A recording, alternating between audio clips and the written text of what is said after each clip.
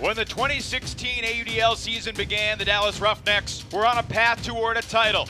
The Seattle Cascades, a bit of a surprise, but they are perhaps a team of destiny after their comeback against Madison last night. The 5th AUDL Championship starts now.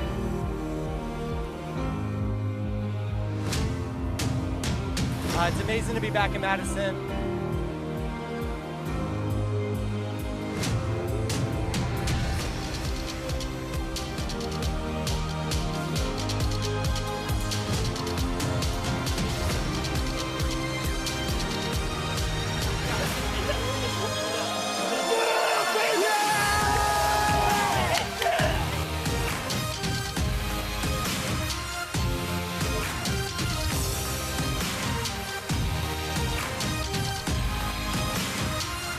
We welcome you to Breeze Stevens Field here in Madison, Wisconsin, where today the Seattle Cascades and Dallas Roughnecks collide for the right to be AUDL champions. It was a breathtaking Saturday. We turned the page to Championship Sunday. Hi, everybody. Evan Lepler with Brian Jones and Chuck Kindred. And while the Dallas Roughnecks have been planning to be here all season long, Chuck, the Seattle Cascades, a bit more of a surprise. But we look back on it, they're so talented. How surprised should we be? I've been surprised the whole time with these guys. I picked against them in the West, and they blew through the playoffs, and it was really incredible. Sent San Francisco home decisively. And then yesterday they come out, tons of pressure. They're down the whole game, and they never showed it. They came through so big plays from guys like Donnie Clark, who really wasn't having a great game. And they come out and just steal the thunder of the Madison Radicals. Really inspiring stuff. Brian, not only are the Dallas Roughnecks in the title game, but they're looking for a perfect season. What's the key to playing their best A game today? Well, it starts defensively for them, and they had a great defensive game in the semifinals against Toronto. They have so many athletes, so many players that can make plays, but it's the depth of this team. Dan Emmons, Kai Marshall, guys that you didn't hear from the start of the season making tremendous plays for this team. Anytime you put a championship on the line, legacies are also on the line. And while Bo Kittredge goes for his 3rd AUDL title, Matt Rader is a guy who could really transform his legacy by leading Seattle today. He had a big game last night against the Radicals. Legacy is right. Matt Rader blew up a couple years ago as a huge athlete, one of the fastest guys in the game, could go deep a lot. Today, it's about how smart can he be. Can he take the right throws? Can he make the right decisions? It's going to be hard to navigate these defensive waters because Dallas is so good. He's going to have a great game for Seattle to pull through and win a championship. The Dallas Roughnecks signed Bo Kittredge in early November, the first player they signed, certainly making a splash. The 2-time defending AUDL MVP goes for his 3rd straight championship today. Yeah, and Bo Kittredge, I mean, if you're going to put your money on anybody, it should be Bo. The guy, all he does is win, and he can hang back a little bit. He's a little older, and he's surrounded by stars, so you might see him kind of hang back, and if it gets close in the 3rd or 4th quarter, don't be surprised if he dials it back 5 years and just completely levels the field. It's going to be a spectacle to see. Can the Roughnecks complete their perfect season, or the Cascades spring the upset here in Madison? The opening pull of the 5th AUDL Championship game is coming up next.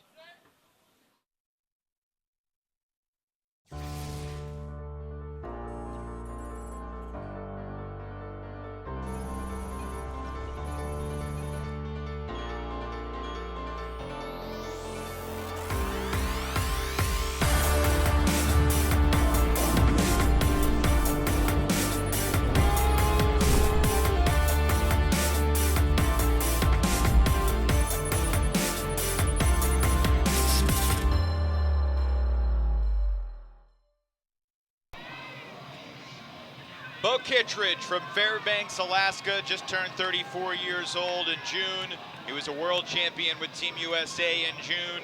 Not the first time he's won a world championship. This guy is used to winning. I asked him on Friday, when was the last time you lost a game? And he couldn't remember. But he has had some really tough battles against Seattle through the years. Jimmy Mickle has played so well through the season. He was the 3rd player to sign with Dallas after Cassidy Rasmussen joined his Bay Area buddy Bo. Brian, can you put into perspective what the Roughnecks are trying to accomplish today with a perfect season, all this talent fulfilling its potential if they can win? It makes it exciting at this prospect. It was the dream that was promised from the start of the season with all this talent coalescing together. everybody expected Dallas to work out, and I think it's just been a surprise at how well the experiment has gone, not just with the top talent, but with the depth of talent that they have on the defensive line.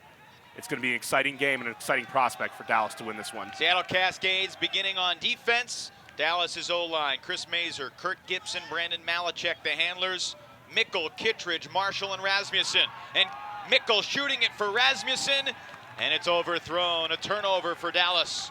12 seconds in. How will the Seattle D-line be able to capitalize? This is Ben Snell, who had a great layout grab yesterday. This is the key here for Seattle. They need their defensive line to have great production after the turnovers. They're going to get opportunities.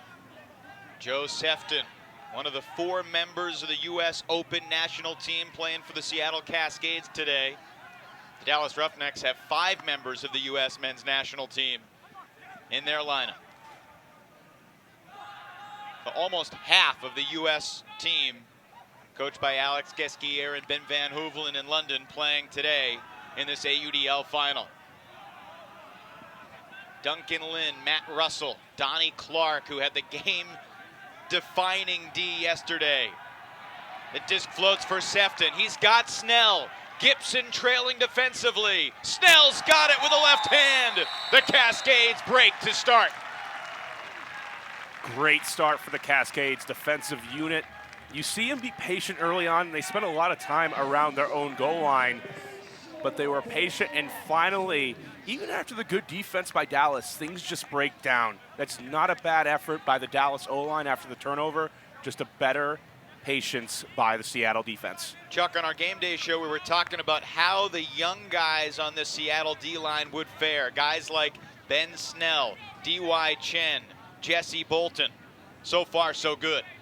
Absolutely. Snell was a guy who stood out yesterday. You know, he's ready to make a big contribution on this team, and they're probably going to need him to step up. I think he's up to the challenge. I also just think one thing that really impressed me about Seattle is on big points when the crowd was against them and all the momentum was with Madison, they just made good decisions. They never panicked. Everybody kept running their routes, and they just took the right throws. I was really impressed with how strong they were under pressure.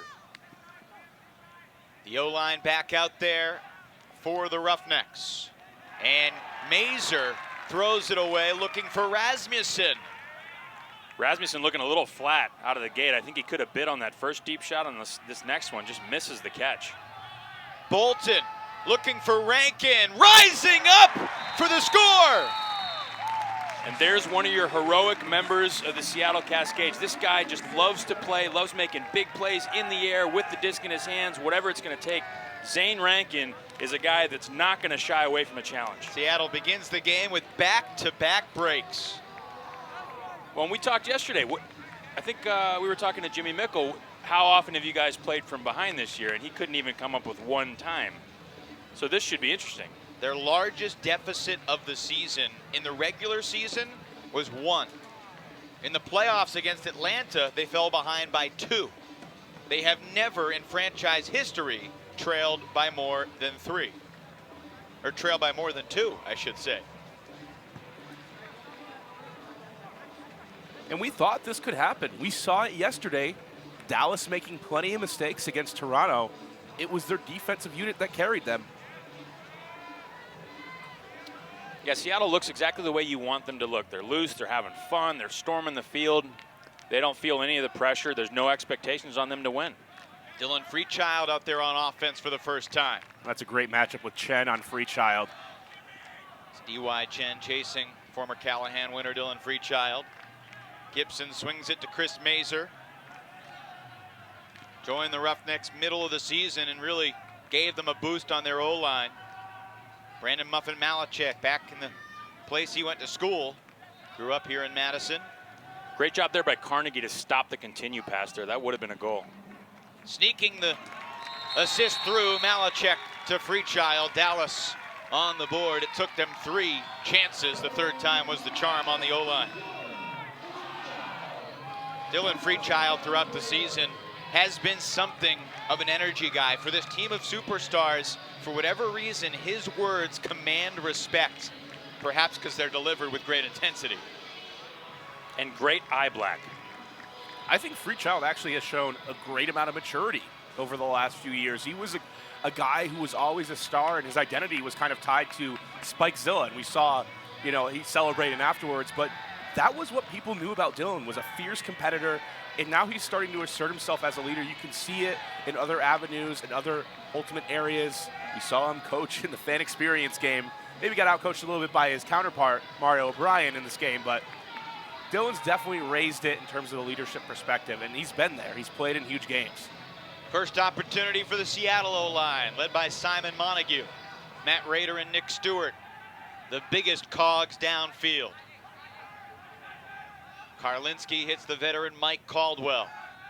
And there's Mark Burton, who takes a chance. Nick Stewart bids just shy of the end zone. He hauls it in.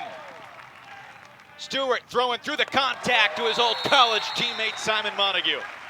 And that will do. Nick Stewart, one of those guys, it's hard to say what's scarier. Is it him in the air, or is it him just on his legs out sprinting you to the end zone with a full extension layout? Nick is fired up today. It took him a little bit to get loose yesterday, but you can see he's ready to run. It's almost like there's a fun competition within Seattle. Who can make more spectacular plays deep? Nick Stewart and Matt Rader, because they're similar players. They're both such dangerous weapons. You see here, Mark Burton puts his pass to where only Nick Stewart can get. It's not perfect, but when you have that athleticism that Stewart has, it doesn't matter. The surprising thing about Stewart was when everybody knows about his athletic ability deep, and we've talked about it so much, he dominated the 3-on-3 handler drill when it came to USA tryouts. He was the quickest man on the field, unguardable. And that's so surprising, and it's such an underrated skill for cutters downfield. The quickness, the ability to get open with one step. Someone asked Nick Stewart this morning, how you feeling? He said, well, I haven't been feeling good for a while, so about the same. Another chance for Cassidy Rasmussen, and that was a precious put from Brandon Muffin Malachek, as buttery a biscuit he's ever tossed for the goal. I'm not sure what they were thinking on D there. Why would you bite on the little underneath shoulder fake by Cassidy Rasmussen? He's wide open deep with Muffin having the disc. You have to get behind him. I think it might be Seattle's game plan, and I agree with you, Chuck. You don't want that one pass throw, but if you're Seattle, it's so tough here because this Dallas team is so talented. Yeah, and watch right here. 28, face guarding, bites on the under. The disc is swinging into power position to Brandon Malachek, who, by the way, in Madison has been known to throw a few deep shots. Yeah, and unsurprising to see him launch it deep. But I wonder from Seattle if early on they're just not going to be afraid of the deep shot. It caused a couple turnovers. Yes, we're going to see Dallas hit those shots throughout the game, but Dallas has made their fair share of mistakes. Fast-paced at the start. Leaping grab by Burton, and into the end zone for Rader. That goal took 13 seconds.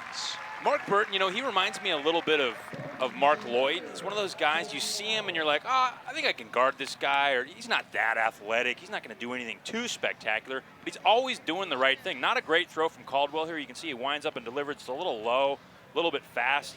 Mark reads it, goes up, makes the stab catch, and as soon as he gathers his feet, he throws a perfect pass to the end zone. That's a really interesting comparison because Burton does play similar to Lloyd in a way that defies, his athleticism defies what you would expect. He's just one of the smartest players on the field. You don't know how to, as a coach, how to teach that. You don't know how to teach Mark Burton style of, he knows exactly where to be, the right moment, the right timing of his cuts. You can do it in a general sense, but Burton just kind of excels above the average. We're averaging a goal about every 30 seconds through the opening 3 minutes. Seattle began with back-to-back breaks. Malachek finds Kittredge underneath, marked by Sefton. Mickle being chased by Matt Russell. Nice job by Ben Snell preventing Kurt Gibson from gaining free downfield.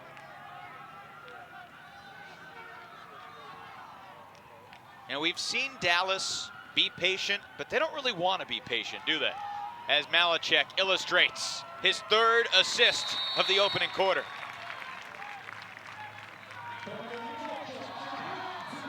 Yeah, it's a good defensive sequence there from Ben Snell. He got caught turned around a little bit by Kurt Gibson. And Kurt's one of those guys, he focuses on fitness. He's certainly explosive, but he's also a guy that he's always ready to capitalize. He's going to make you work the whole point. And then, of course, when he catches it, he's going to sulk off the field. He's had the same body language since he was a young kid at the University of Florida. One of the stories about Curtis, just his leadership style. He's been on a lot of teams, and he's so tough to guard. He brings so much to the table, but he's also known for being all business. And you talk about a guy like Bo Kittredge, he's a bit of a goofball. He Big brings time. a different type of style. And Kurt, as soon as he scores the goal, it's on to the next thing. Chris Mazer with the assist for the Roughnecks. So Malachek and Mazer have dished all 3 scores for Dallas. Disc in the hands of Karlinski. Zane Rankin wide open on the under, looking for Stewart. Emmons nearby, Stewart's got it. So, I mean, this is exactly what we talked about in the pregame show. If Nick Stewart cuts deep and Emmons is on him and he's even, is the throw going to go up? Absolutely it will, and I think with good reason. I don't think Emmons can guard Stewart in the air. Right now, we're just at a blistering pace. Huck's coming up from both sides.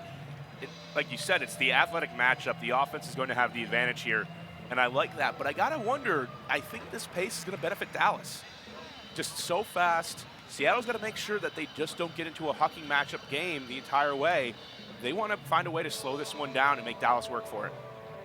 It's not a bad point, and I mean, Seattle's got a slightly shorter roster, and they played a monster game yesterday. I mean, they had to leave it all on the field to get out of that semifinal. If you missed it yesterday, the Cascades were down 20-13 with 5:21 to go in the third quarter. The rest of the way, they outscored the Radicals 13-5 with some absolutely sensational highlight reel plays. The Will Chen huck at the end of the third quarter. The full length of the field, Donnie Clark with the D. Hussein Carnegie will have plenty of opportunities to be on the highlight reel as well. Carnegie right now chasing Kai Marshall downfield. It's Snell on Gibson again. Sefton on Kittredge, and Sefton steals the pass, poaching into the throwing lane. Swings it to Snell. So far, the only breaks have been back-to-back breaks from Seattle to start. Looking for a third, not even to the midway point of the opening quarter. Harkness to Sefton. Good job by Gibson on the mark, preventing the throw because Clark was open on the far side of the field. They come back to the near side. Timeout called by Seattle in the red zone as they look to punch in their third break of the opening quarter. 7:19 to go in the first. Seattle off to a great start in the AUDL title game. Imagine you're in a new town for a couple of days and you find yourself wanting a bike. Use Spin Lister to rent any kind of bike in your area in over 55 countries. Have an unforgettable adventure while saving up to 40% on rentals. And whatever you do, don't forget to enjoy your ride.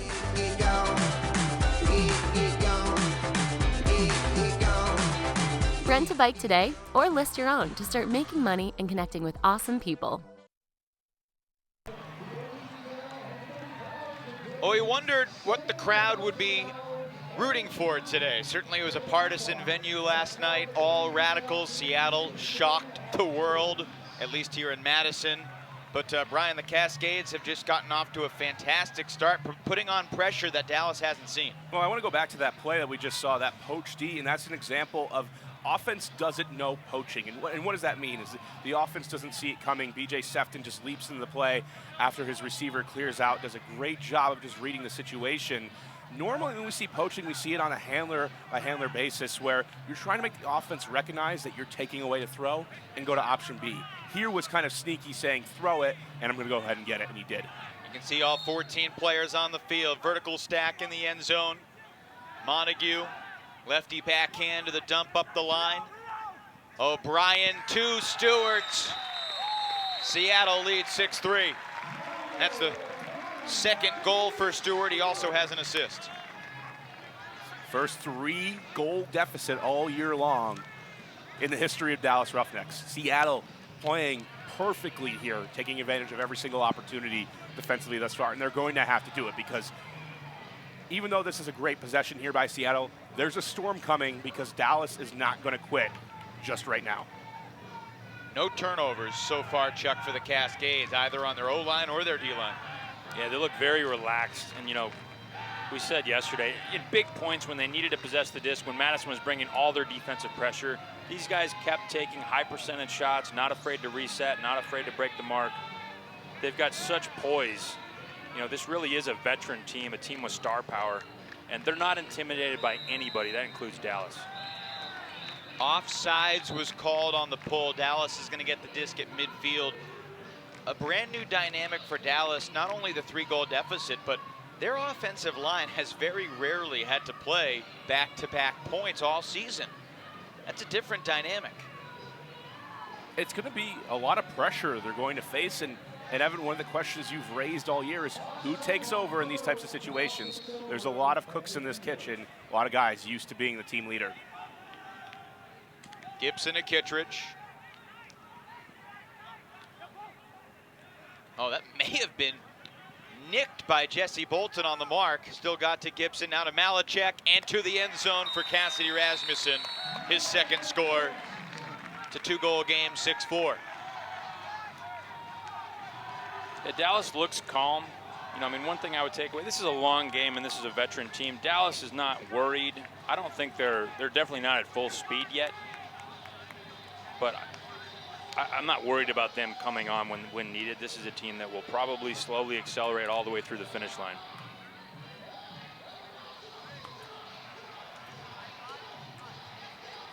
You see the patient offense here. And Muffin really playing great. Muffin, a guy, we were talking before the game, and Muffin's a guy that we used to scout when we used to play him. He was just a star, and he's got such great throws. On this team, I mean, if you had to make a depth chart, I don't even know where he would be. That's how deep this team is. And Muffin's a guy, I mean, he's a household name in the Ultimate community. Well, the leaders of the Roughnecks, Bo Kittredge, Jimmy Mickle, talked about how they didn't know Brandon Malachek very well before the season, but they were amazed by his commitment level, traveling 2-3 hours to practice. He never missed a practice. Played every game during the regular season except one. He really bought in to be a cog in the Dallas dominance. It's a fun cog to be. Seattle's offense almost turned it over, but Chris Larberg could not get there as Mark Burton makes the diving grab. It's just another play by Mark Burton that you say, oh, I don't know if he can make that play. I don't know if he's quick enough. I don't know if he's smart enough. I don't know if he's athletic enough. And then all of a sudden you look up and he's got the disc, just like every other time. This is the type of play too near the end zone where it looks really close, and it was, but still a great advantage. In the end zone like that, an inch feels like a mile. And that's why you see O'Brien take the risk here.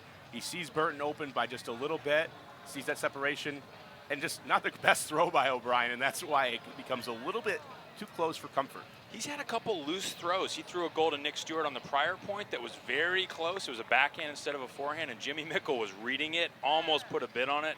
I think he needs to maybe tighten those up a bit. And you see how close Chris Larberg got there. Does that give him confidence going forward that he's that close, or is it kind of demoralizing? You're going to come off the field and just clap your hands, be like, just going to give a little bit of, they're going to be frustrated for a little bit, but that energy needs to pick up here for Dallas.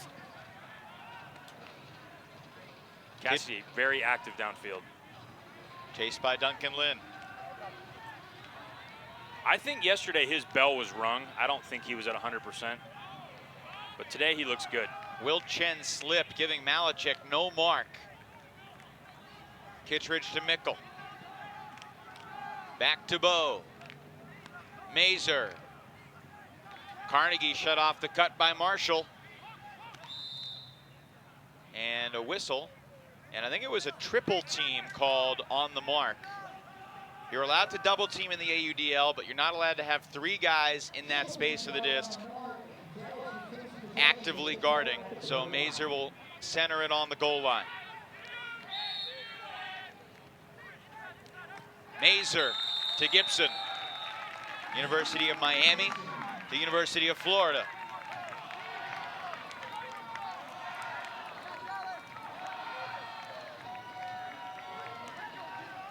Not sure if these two teams can sustain this pace, but it's fun to watch. They have the talent to continue to make exciting plays and also make it look really easy. That's just a standard end zone cut. Can you give Kirk Gibson 5 seconds to get open? I don't know anybody who's going to be able to stop him. During our pregame show on Facebook Live, we're talking about Kirk Gibson's versatility and how he can really excel anywhere. But Brian, where is he best on the field? Well, I think you want him as the primary initiation cutter. Get him the disc in a position to throw it deep and get him in a position where he can also go deep and threaten that. It's so tough to guard. There's a lot of players where you can live with, where you can at least get a matchup that you think is going to be good. Kirk's one of those players that doesn't matter who you put on him, he's going to find a way to make it painful for you. We haven't talked a lot about the Dallas defense so far. Matt Jackson's been guarding Danny Karlinski. Matt Costello on Mike Caldwell. It's Jake Anderson on Matt Rader.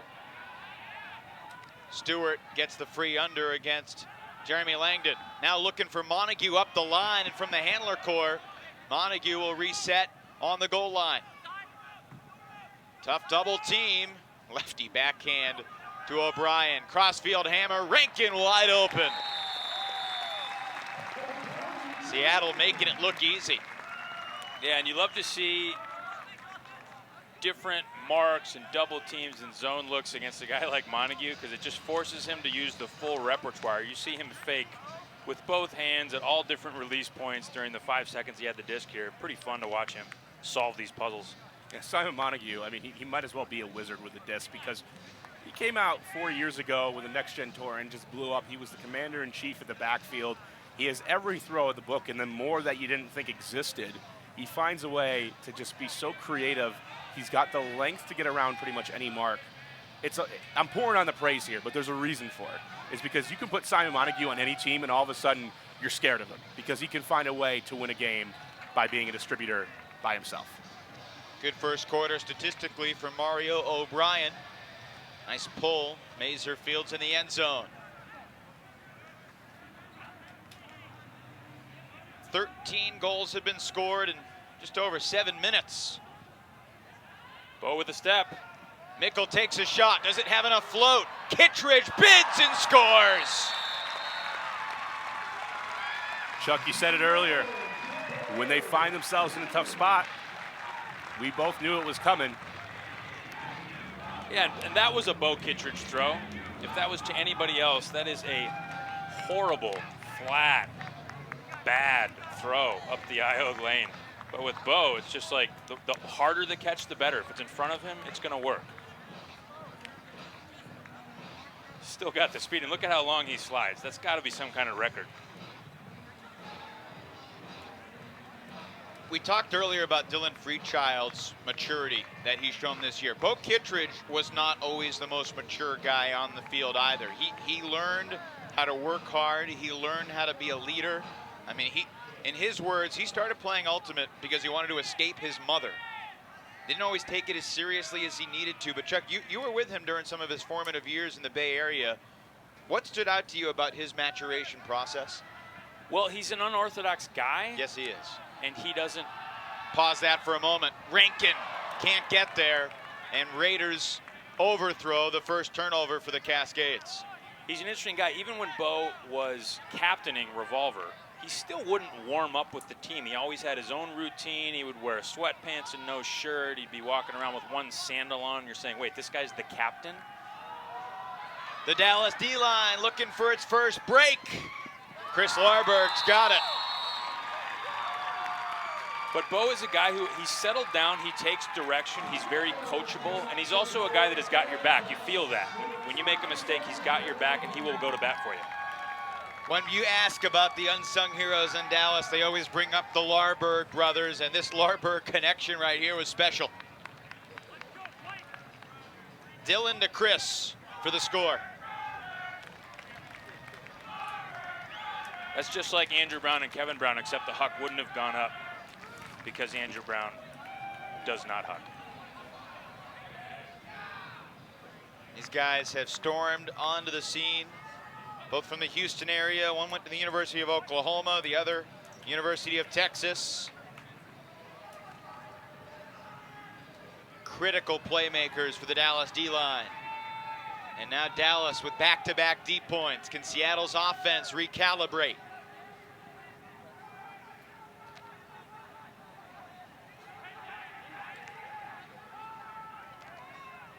Worth noting, both D-lines are converting breaks at a 100% opportunity. Only turns in the game have been from the O-lines so far. Raider through Seattle's first turn last point. Here's Stewart. Oh, nice job by Burton. A little hesitation, stutter step, and then boom, he bolted into the open space on the open side for the score. He's always doing the right thing. You know, if you're trying to learn how to cut in different situations, how to play different scenarios, just watch Burton, because he never has one of those trump cards to play. He's not going to win the sprint. He's not going to jump over your head. But his decision-making in the moment it's second to none. Yeah, these instincts here are pretty special. Just finds a way, sees defender not really paying attention. You have to be able to find a way to triangulate there, be able to see Burton, what he's doing, and know where the disc is. You know at this point where Stewart is, there's no point in just sitting there not really standing right in front of Burton and denying him the lane. Mark Burton in the regular season had 50 goals and 66 assists. It's hard to quantify. It's hard to really explain how incredible that is on this team. There were a lot of games when Nick Stewart wasn't available, Matt Raider wasn't available. Burton became the primary cutter. Rasmussen looking for Mickle. Got it. That was pretty. That was, and Cassidy, one of those complete players. And when we said, well, I said, you know, this is a game that could cement his legacy as the next guy. I mean, Bo's kind of slowly fading, and Cassidy gets better every year. I think he was the best player in club last year. And he's coming out, and he's showing you he's got the full repertoire. He's fantastic on D, great with the disc, throwing it, and in the lane downfield, just a nightmare to guard. It's the first time in a while we've seen Mickle go deep. Normally he's in the backfield. And Seattle's game plan was to try to take that away, and once you do, you force Mickle to go deep, and he's got plenty of experience doing that. The thing, too, with that is that if the throw isn't perfect, which it was, Mickle's still going to get that pass. That's true. There's, even with two defenders coming to help, if that's floaty, I mean, the money's got to be on Mickle to rip that one down. Disc might have soared out of bounds. O'Brien chooses to catch it. Karlinski, crossfield scoober. He had 2 targets. Caldwell takes charge to Stewart. Burton. Uh-oh. Stewart on the move. Yes, sir! Nick Stewart just says, I'll take that. Yeah, it was eating time. You could see that. He threw the disc to Mark Burton, and his eyes got real big, like the crazy Sasquatch that he is. And when Nick Stewart's got to step deep, pretty much anything will work. Oh, this is the thing here, too, in that Ultimate Players is kind of the next iteration of things. You said, uh-oh, Chuck, and there's a big reason why. All the defenders in the picture, it's a one-on-one matchup downfield with Nick Stewart. You can't let that happen. There's no reason when you have that much flow for anybody to be worried about someone 10 yards behind the play. You have to stop option A, which is going to be Stewart on that give and go. So let's talk about Dallas's eventual adjustments, because all season long they've been able to win these one-on-one matchups downfield. When it's not working properly, what things can they adjust? You know, it can range from just giving a different marking scheme, to doing a little bit more on their poaches, to throwing even a junk zone, something to slow down to change the pace. When a team looks comfortable, it's time to change things up regardless. Seattle still with only 1 turnover in its first 10 scores. It's a receiver travel called on Kittredge. A thrower travels a turnover. Receiver travel, basically meaning he didn't set his pivot foot in the right spot after making the catch. 10-yard penalty. Yeah, he better hope they don't start calling that on him. Malachek looking for Mickle again. Russell nearby, Carnegie approaching, and Russell comes up with a D for the Cascades. Russell, the young buck, very deceptively good. Lots of poise, great length. He just gets a hand on it. Tough throw there, though. A mistake for Seattle.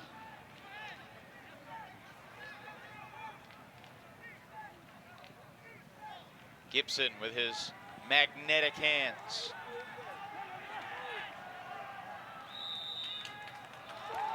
And a stall was called. It was a late whistle.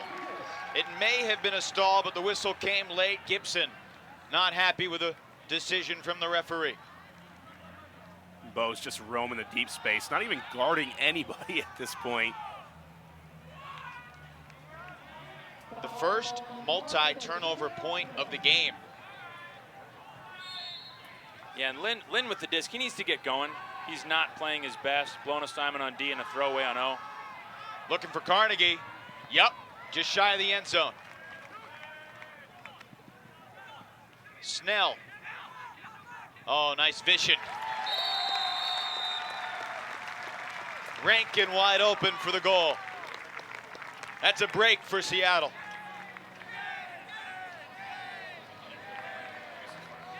It took a couple of times on that possession, but Seattle still converting on all of the break opportunities. That was something they absolutely need to continue to do.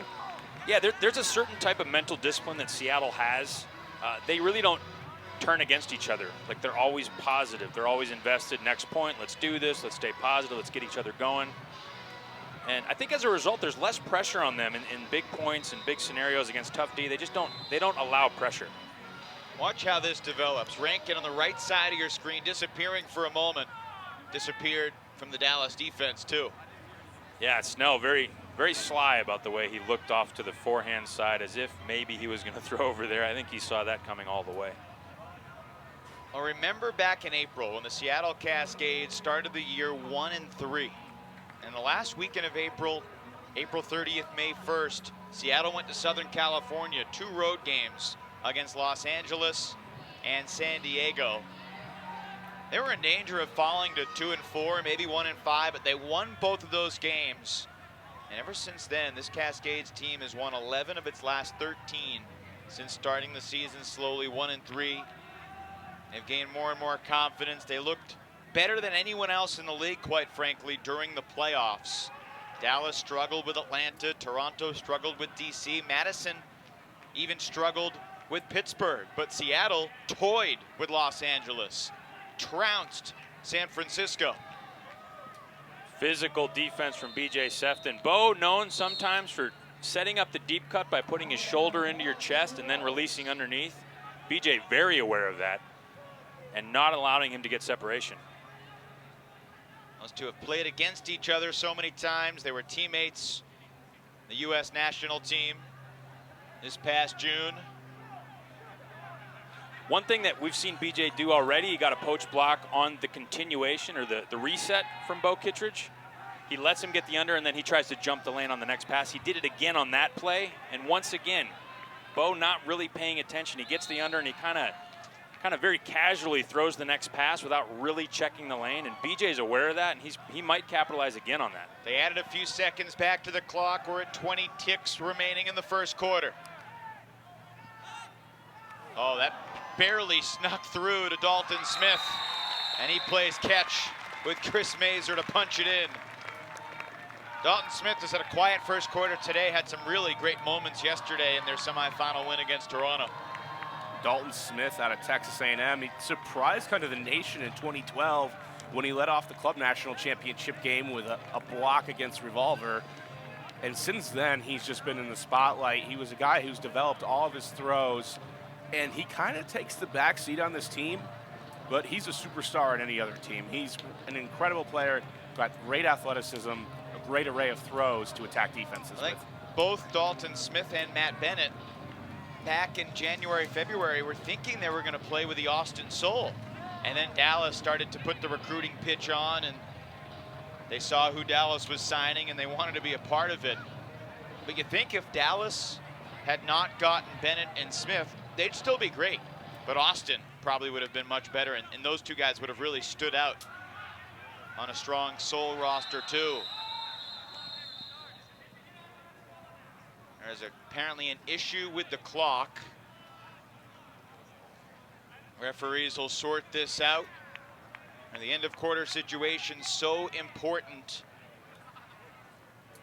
Well, this hurts Seattle right here. They were in great position with great flow. It looks like they're just going to have to replay and pull again. I agree. That's a tough break. I mean, you get your first 2 looks, you got momentum, you got space for Raider to cut to at the end of a quarter. I mean, you can't ask for more than that. Crucial possession here. Seattle gets the ball starting the second quarter. a score here, they're going to need it. They're going to need everything because, like I said earlier, the Roughnecks aren't going to go down without a fight.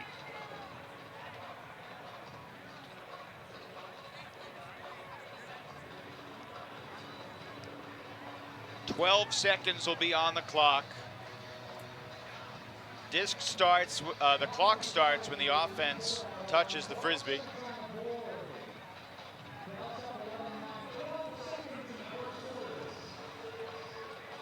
At some point, guys, Matt Jackson's going to make a play in this game. He's been too good throughout the season for Dallas. A quiet opening quarter, but you know he's laying in the weeds.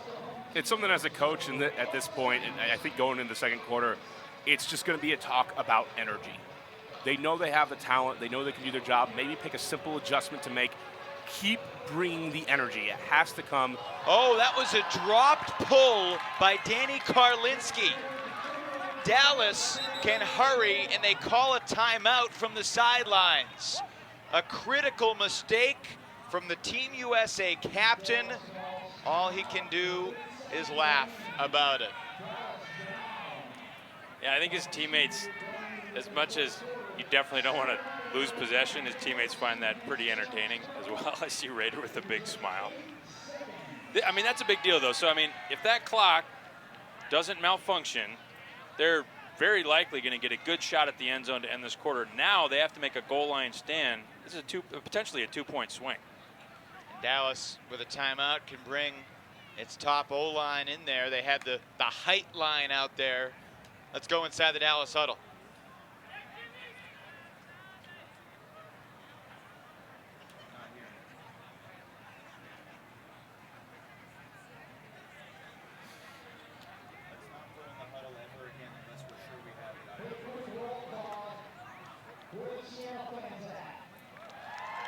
Dylan Freechild, Kurt Gibson, Jimmy Mickle, Brandon Malachek, Dalton Smith, Bo Kittredge.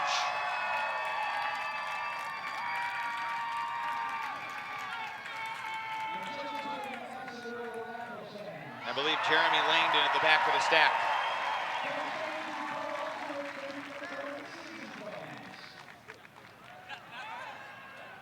Officially in the stadium, 10 seconds on the clock.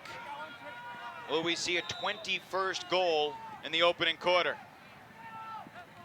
Mickle to Smith.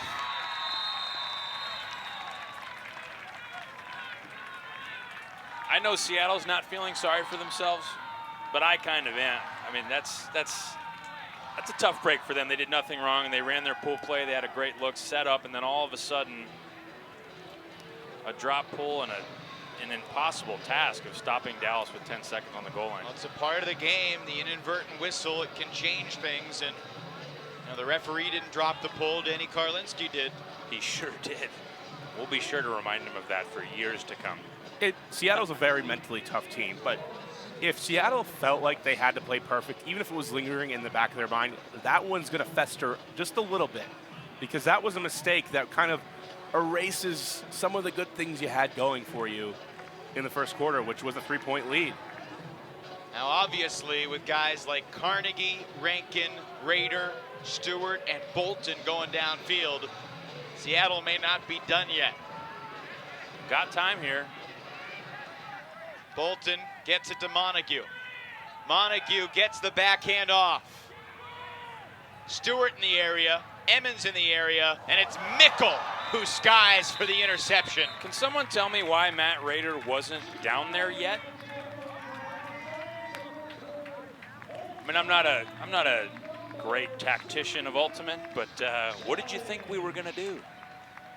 I would love to see Rader come in off the backside. Watch Mickle storm into the screen here. Yeah, that's big boy Ultimate right there.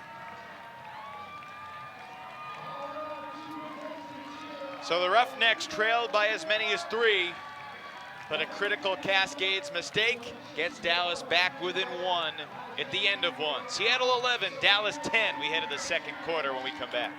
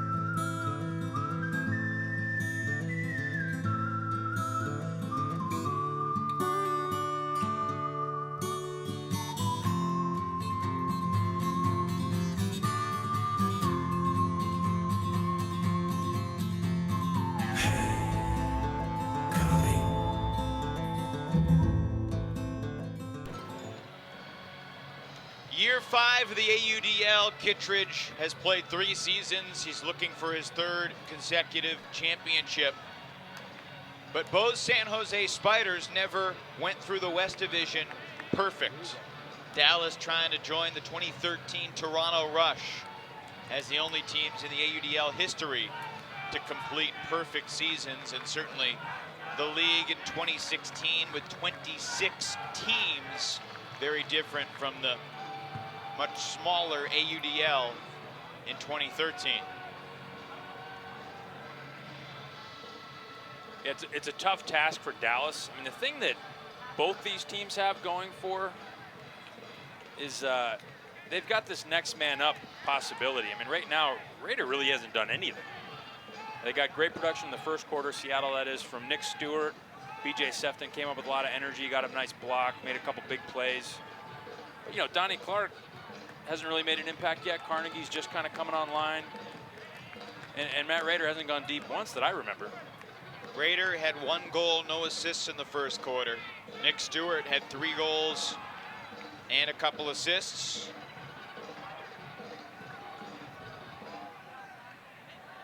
You're right about Donnie Clark, but like Matt Jackson on the other side, Clark's gonna make a play by the end of the day, you just know it.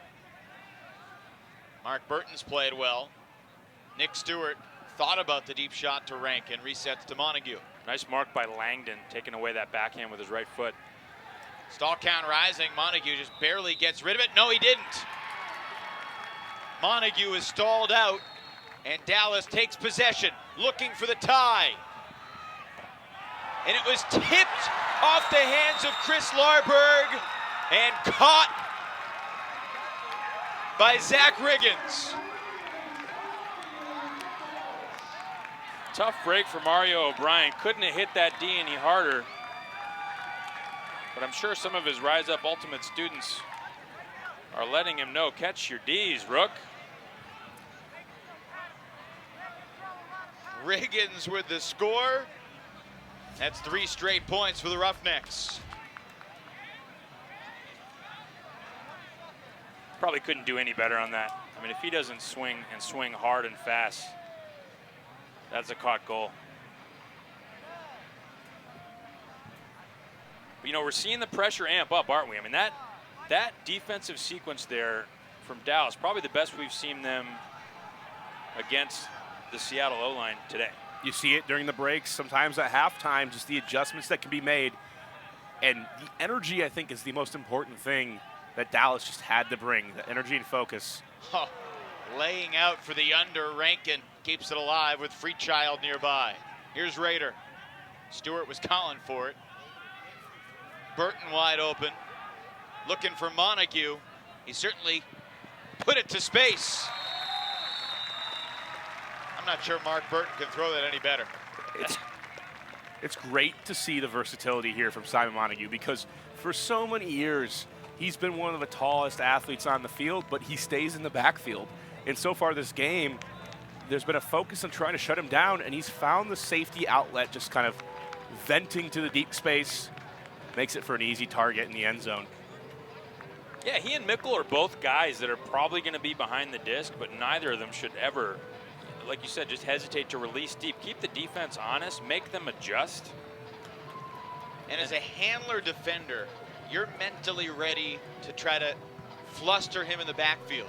When he takes off, it's a different defensive mindset that you have to make that quick adjustment. Yeah, for one point, you think he's going to go up line and you need to protect against the huck, and then he just keeps going, and you're already way out of position. That's when I blow the switch horn and just yell switch and find another man. Rasmussen looking for Kittredge. Carnegie approaching. Kittredge rising up first. Backward somersaults his way to gain a few extra yards. Back to Rasmussen, sneaking it past the Harkness bid. 12 all. Harkness makes such great bids, and he was really close to picking that one off. So that was a situation kind of like we saw towards the end of last night's second semifinal, where there's no one actually marking the disc. But here's the rule that we were talking about last night: is if any player on the opposing team is within 3 meters or 3 yards for 7 seconds. It doesn't have to be the same player, but someone has to be within that space. Then the stall's live. So you never really know. It's a silent stall count. You never really know if you're about to get stalled. It's kind of an unnerving spot. Around the end zone, when there is so much traffic, you might think you don't have a mark, but a guy behind you that you're not looking at could be counting. Right, so Bo right here, he doesn't know if the stall's on. Am I at 5 or am I at 0? You don't really know. I think that adds another element to the game. It does. You know, the bigger field is such a great advantage for the offense. Giving the defense double team, the way to stall from different positions, not a bad thing to do. Seattle back on offense, looking to stay in front. Dallas has not led yet. Seattle jumped out 2-0, but they're gonna have a chance to take a lead right here. Raiders' second turnover. Freechild picks it up quickly to Bennett.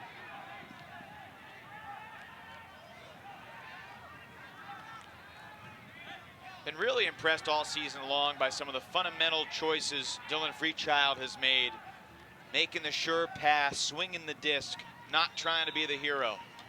This is contact on the mark. Langdon will mark off the 10. There's a lot of guys you could talk about in the field general role, and Freechild, just with his ability to give and go, if he can develop the throws and then the decision making. Bennett looking for Freechild. He's got him. He had a few steps on Stewart, and Dallas in front for the first time in the title game. That's some kind of buzzsaw flick from Matt Bennett. Well, it's another handler release. Yeah, pretty sick. You know, if you're Nick Stewart, you think, oh, I'm in a good spot. I'm very fast, got great height. They're not going to throw it. But if you're going to throw it, throw that.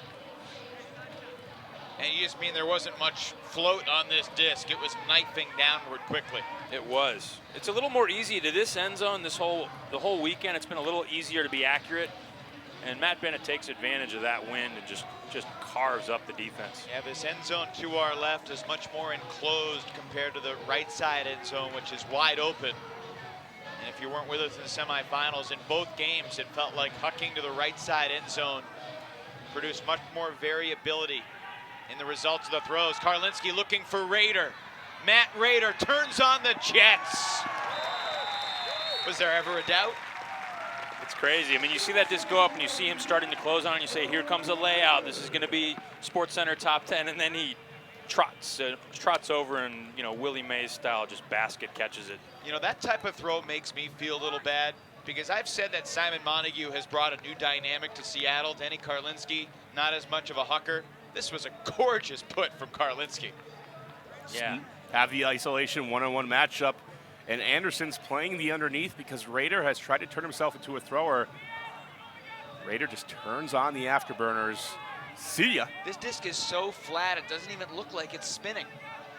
Yeah, that's a nice throw from Danny. He had a couple loose ones yesterday. This one was tight, perfect, well-timed. Nice wide, low release around the mark, too. And that's why Team USA wanted him. Not for his pull catching. Too soon? 13 all, 9:38 to go in the second. Kai Marshall released deep. Gibson looked him off. Kittredge to Rasmussen. Man, Lynn on Rasmussen, I think Cassidy should go to work. Both Mazer and Marshall were breaking free. There was some traffic in the area, and the referees are going to call a pick here. I think this is a good call. Dallas storming the field, thinking they have scored. Not sure if we could see this after the play from the wide-angle top view, but I think this was a pretty clear pick. And regardless of the pick, Mazer going deep for the score, that would have been, what, the fourth consecutive time, or fourth? 3 out of the last 4 goals were scored by handlers going deep. This is a game about versatility. Both teams have it. Up the line to Kurt Gibson.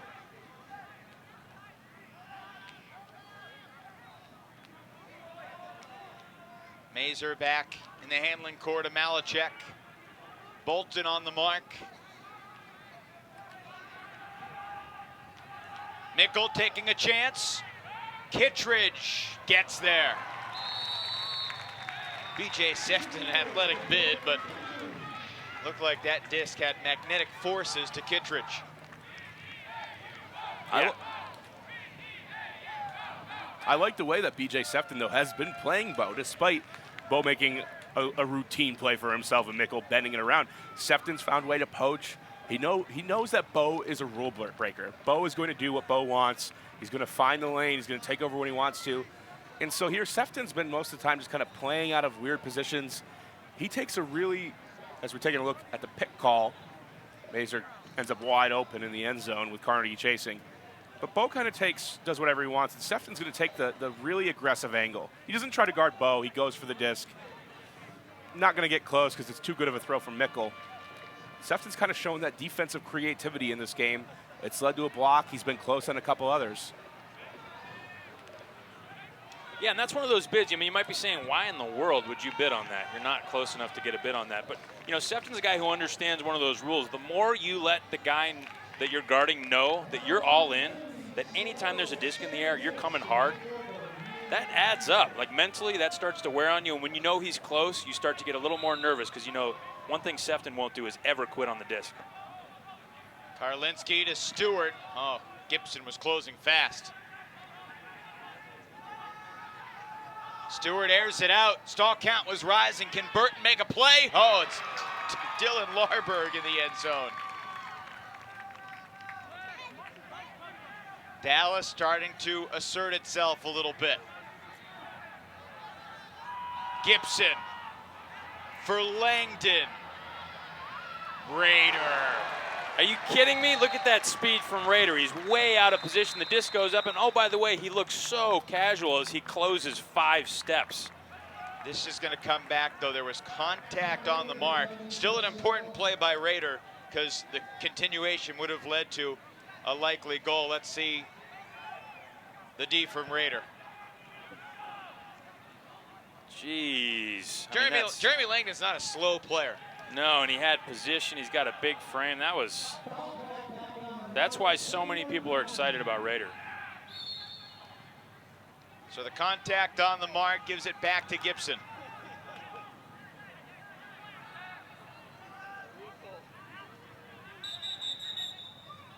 Timeout called by Dallas. From the sideline, Coach Patrick Eberle wants to see his team go up by more than 1 for the first time today. 7:20 to go in the second quarter. We'll keep it right here as Dallas looking to finish its season 17-0.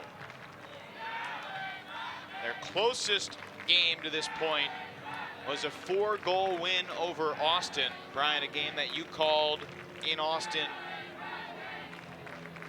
When you watched Dallas and Austin play, did you feel like it was inevitable that Dallas was going to win, or was there some things that Austin could have done to make Dallas a little nervous? I thought that was one of Dallas's worst games of the season. Not to take anything away from the Soul. They came out with great energy. But Dallas kind of lies in waits, trying to pick their battles, and all of a sudden they turn on the Jets for a little while and go on a run, and that's what we saw right here. It was kind of inevitable in this game that it was going to get tighter like this. And for Seattle, it's not only the drop pull at the end of that first quarter that puts a little bit of a damper on their energy, but just that Dallas was going to come out in the second quarter with a lot of it. The pressure has been there. Anytime you see Nick Stewart just kind of huck and hope means that your offense is getting shut down because the defense have picked up the intensity here for the Roughnecks. Gibson, Freechild, Mazur, Kittredge, Smith, Rasmussen, and Mickle.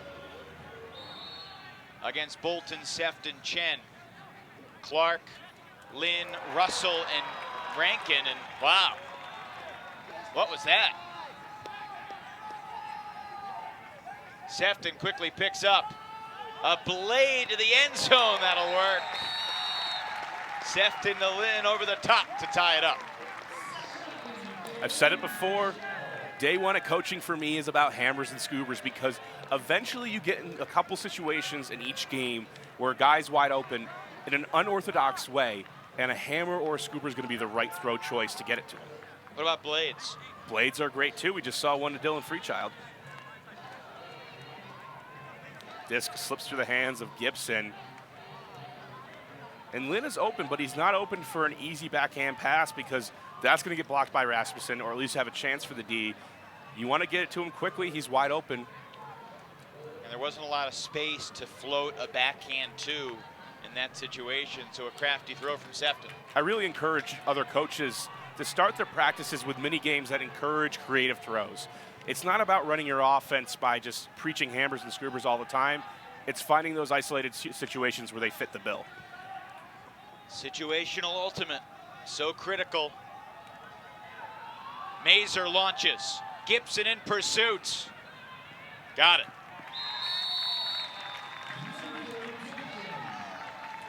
Chris Mazer may not be as well known as Kurt Gibson or Jimmy Mickle or Bo Kittredge. But if you are having just a throwing competition, you can't go wrong by betting on Mazer. On really good discipline by Dallas, keeping that deep space open. When Kurt saw that he had a defender even with him, Mazer's getting the disc with a forehand look. There's no question what's about to happen next. I asked Mazer one time, what he did to just make his throwing ability, especially in these deep passes, to extend the yardage he can throw it. And I don't know what the machine is because I don't go to the gym very much, Chuck. And, I know it shows here. But I can tell you about it. But he said he would sit there on the machine with a cable weight machine and would sit there and throw at different angles with different weight settings, just going the hammer over the head, pulling it from behind him just to extend to increase his strength. And he just does a great job with putting the disc deep. I don't know if I've ever heard anybody doing that. That's pretty cool. We used to always use that little gyroscope ball thing. Does anybody know what I'm talking about? Sure. Apparently that works. Seattle already across midfield. Oh, tremendous bid. That was Dylan Larberg.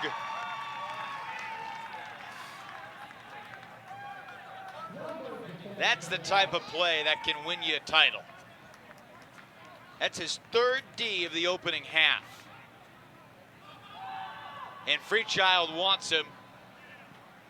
Off the hands, Larberg stays with it. Brilliant bookends.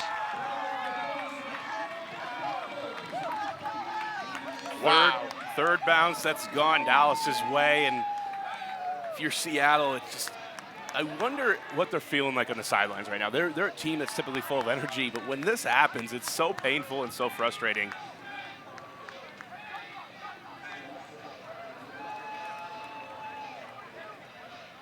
And Larberg just playing with a lot of energy, explodes into the lane to make the block on Caldwell, tests the old man deep with help off the backside from Mark Burton, and he actually gets first touch and catches his own deflection. That's a dominant point from Larberg.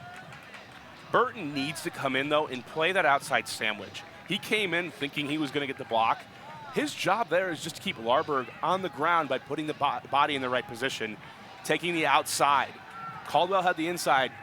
Unless the disc is going to really float, it doesn't even matter. Yeah, you're right. The way he played it, he really didn't affect that play because Larberg still got the first touch. Another small detail in the realm of situational ultimate. On a deep shot like that, when you have the opportunity to sandwich, how do you work with your teammate? Rankin with Dalton Smith on his back. Gets the reset to Stewart. Stewart punches it into Montague. Was he not in? I thought he jumped in. He landed on the line, perhaps. Yeah. The high jump has the Fosbury flop. I don't know if we can call that the Fosbury hop, but it's all the rage in Ultimate. It's saying how far you can get to the end zone from outside of it. That would be a big one from Stewart. Yeah, the ground shook. I don't know if we lost video or audio. We apologize, but Mike Stewart just shook the earth. Who? Nick Stewart. We lost audio. It sounded like Mike. Audio problem. Check out this long jump. Ooh, almost. I'm not even sure if he got it. I think his foot was still on the ground when he caught that disc. I think so, too. Stewart is the type of player, too. Before this season and going to USA tryouts, we may have never seen top Nick Stewart. He was a guy throughout college that battled injury problems over and over again.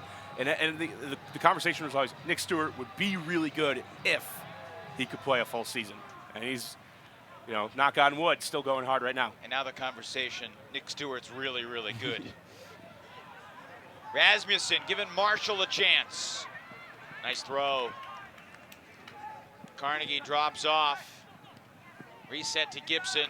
Certainly contact, and Gibson will get a chance to center. And that's a costly foul right there. So hard to stop a team in the middle of the field. Hard to stop a team around the end zone anyway, but at least you have that sideline to help you. Snell a little over aggressive. Lets Gibson find Mickle. Contact on the offense downfield, and you get the trademark Gibson body language. Seattle's been known to throw a zone in this situation on the end zone line, and you might think a zone's not appropriate, but you just saw how easy it was for Mickle to get open, and this is just such a typical throw. Why not put more defenders in the area and make it harder? Gibson made a tough throw right there.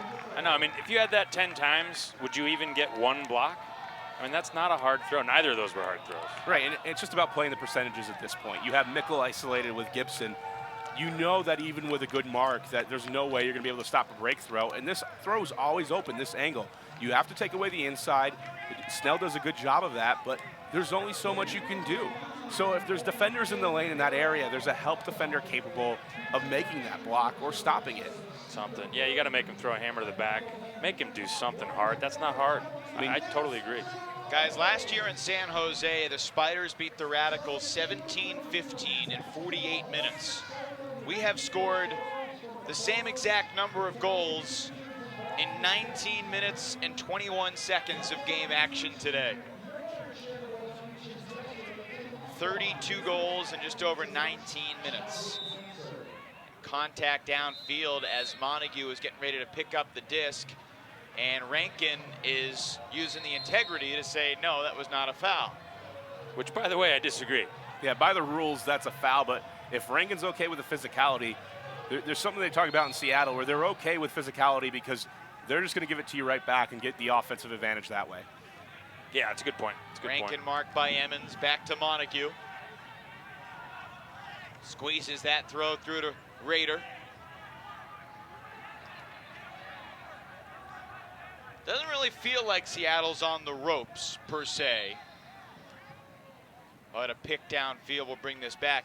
But with that said, you know, it was 11-8 Seattle, and now it's 17-15 Dallas, so a 9-4 run right now that the Roughnecks are riding on. The first team I've ever seen that would storm the field in celebration when the other team scored a goal was Seattle. They find a way, and like you said yesterday, it's almost sickening in a way to have fun regardless of the situation, and they just keep bringing the energy. Things have settled down in the second quarter, and they could bring their defense on a run. Dallas is prone to some lulls. These next 3 minutes is really going to set the stage for a second half. Burton pressured, stalled. Burton says no way. The referee has made the call. I kind of agree. That was a quick 7. John Thibodeau, Daniel Wong, Jason Weddle, Kai Hudak, the 4 officials for the championship game. Freechild, Emmons. So now we're starting to see that slow acceleration of Dallas. The first quarter, they were a little flat, a little lethargic maybe. Definitely not at full speed, and we're just, I mean, I'm seeing a slow increase in their speed, their intensity. That's a bad sign if you're Seattle. First goal for Dan Emmons, who has been a defensive dynamo throughout the season, leading Dallas Indies. And Freechild showing off his versatility. You know, if not for Jimmy Mickle, and if not for Kurt Gibson, and if not for Cassidy Rasmussen, you might talk about Dylan Freechild as one of the most versatile players in the world. I just have gained even more of an appreciation for his game. I always knew he was great. But of course, he can't go 5 minutes without mentioning Oregon. Right. I'll be frank here, I was a little, like when you talk about the discussion of the top 5 players in the game, Dylan Freechild really doesn't enter your mind often, but lately he's starting to make that case to be one of those top 5 franchise players in the world. He finds a way to get it done. He has a skill set that nobody else has. Oh, mistake by Rader. That's his 3rd throwing turnover. Rader was wide open because both Dallas defenders poached on the deep man Stewart. Larberg looking for his brother. Dylan to Chris. Dallas scores again. Big mistake by Rader there. Yeah, Raider just threw right into the poach. And the bigger concern for Seattle is the energy. The energy does not look too good right now for Seattle. They're a little flat. Maybe they're starting to feel the burn from yesterday's emotional, physically taxing game that they had to play against Madison. That's too easy if you're Dallas. How about the Thunderbirds? They've been incredible. It's been great to see the depth for Dallas because it also gives you an appreciation. If you're a fan of the league, super teams aren't always the best thing, and some of the players are like, great, Dallas has come out. But when you see other guys growing, making big plays, coming into their own, it makes it more exciting. And you can see the effort on this poll already.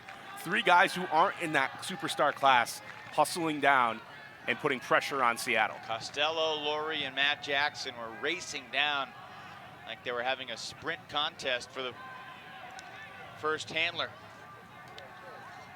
Karlinski.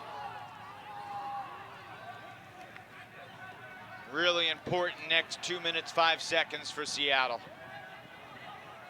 They were down 5 at the half yesterday. It was 15-10 Madison. Radicals lead swelled to as many as 7 midway through the third quarter before the Cascades closed 13-5. Karlinski to Caldwell. Montague. O'Brien. Karlinski.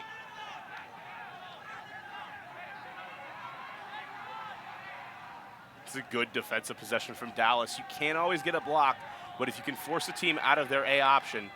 And just like that, Freechild intercepts the Scuba. You can see the body language of Montague. He had a lot of space in front of him, but no one was cutting there. The Seattle team is tired, and they haven't been able to find the offensive rhythm to stay rested throughout the second quarter. Roughnecks sideline made it clear to everybody they have no timeouts. Laurie takes the shot. O'Brien can't get there. Matt Costello, whose nickname is Yeti, which happens to be the name of the Cascades mascot, with a score. Matt Costello got the name Yeti because of his partying tendencies in college. He would often just go explore the woods.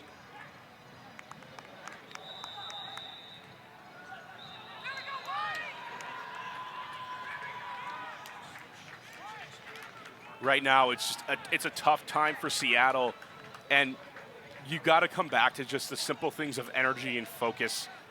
There's not one thing that's going particularly wrong. They're just up against a tough opponent. Get your fresh bodies out there, take a breath, go right into it. And they kind of need to be their own force like they were yesterday. They found the way against 3,000 fans to seem almost equal in terms of passion and energy. And it's hard on the sideline. It's one of the most difficult things to do when you feel it. It's about overcoming adversity. It's the toughest thing to do. And it's not a science, it's an art form. It's how do you find the right motivational buttons to push if you're a leader on this team. Seattle led by as many as 3, now down by their largest deficit. The same margin by which they trailed at the half yesterday. And we talked about how big a game this is for Matt Raider, Bryant. So far, he's made a couple of plays, but he's also made some critical mistakes. And we talked about how important it would be for Raider to have a big game in this capacity. He has not yet kind of elevated himself into the range of Jimmy Mickle's offensive skills. They kind of started in the same type of fashion, big athletes, able to make big plays downfield. And Raiders tried to elevate his game in a throwing capacity, but we saw him miss one there early on, looking for Rankin. Is kind of the first mistake of the game for Seattle. And he's made a couple of other mistakes as well. How about Dallas, all season long, keyed by the D-line. The Thunderbird brothers have been gigantic. Dylan Freechild with a few plays as well. Can Seattle right the ship? Cascades haven't scored since the 5:39 mark in this quarter. Snell has nowhere to go. Finally frees up Montague. Raider Back to Montague. 34 seconds and a drop. Snell cannot haul it in. No timeouts for Dallas. Bennett and Gibson give and go. Gibson just totally shook free of his defender. Plenty of time here for Dallas. They don't need to go directly to the end zone.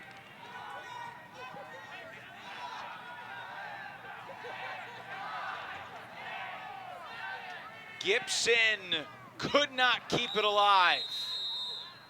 Clock stops when the disc goes out of bounds.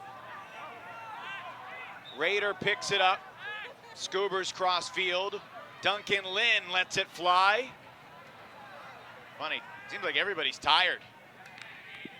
Spiked to the ground emphatically by Matt Bennett. It's a powerful D to close out the half. Dallas by 5 at the break. Dallas brought the energy in the second quarter and just overwhelmed Seattle. They kept bringing the defensive pressure.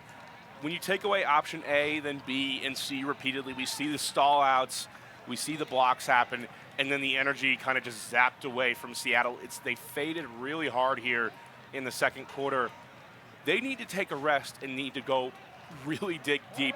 It's a sports cliche, but you can only see, there's no other tactical adjustment here other than they need to bring the energy in the second half and need to be together as a team. That's not the Seattle team that we saw in the semifinals.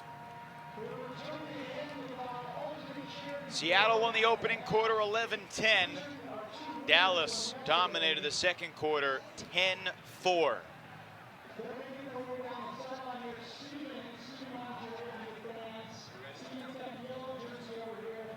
Dylan Freechild, the author of several spectacular plays in the opening half. He's down on the field with Chuck Kindred. All right, I'm here with Dylan Freechild. Dylan, you know, you guys came out very confident, not quite at full speed, it didn't seem like. You guys are slowly ramping up. Do you guys talk as a team about how you're going to approach a four-quarter game as far as energy? I mean, we want to attack the first quarter with energy. I don't think we have like a steady incline. I think we want to come out and let our presence be felt. So, you know, in that regard, I don't think we succeeded, but I don't think we failed. I think Seattle came out pressing really hard. You know, props to them for punching first. What do you think Seattle does well? I mean, you played a half against them. They've been effective, you know, against you guys on both sides of the disc at times. What are you impressed with as far as Seattle? I mean, they move the mark incredibly well. They have all those soft insides, you know, but they don't lack the around either. And they use space really well. They have Stewart and Raider out there, and they create space for them to be dominant. But they don't lack the timing for the continuation killers either. So they're a really well-rounded team.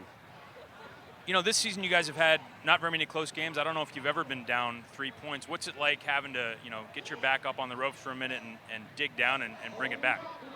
It's fun. You know, it's why we play. It's why the D-line plays. You know, to help out the O-line and claw back into the game. You know, you're right. It's not an experience that we've had a lot this season. We've had it a few times. But I'm happy that we're able to succeed when the moment comes. And what do you think going into the second half? You guys have, you know, a great opportunity to win 25 grand, bring home a title, you know, fulfill the promise of this team. What an awesome roster to be a part of. What do you guys need to do to close this out? We just need to stay focused. Our offense, you know, there's some hiccups here and there. I think we just need to create a little bit more space for each other when cutting. And on D, you know, we picked it up in that second quarter. Dylan Larberg, Chris, the Larberg brothers, you know, really pressing and really inspiring some of the guys who are the bigger names to recognize that this is a game that we need to play for our team and not just for ourselves. So I think keeping our head on straight and just working for each other and all 6 of us, you know, everyone flew out. So, you know, just making a team effort and pushing. Well, we wish you the best of luck in the second half. A lot of fun to watch. Good luck out there. Back to you, Evan. Chuck, thank you very much. Dylan Freechild and his Dallas Roughnecks up 20-15 despite falling behind 2-zip, and they were down 11-8.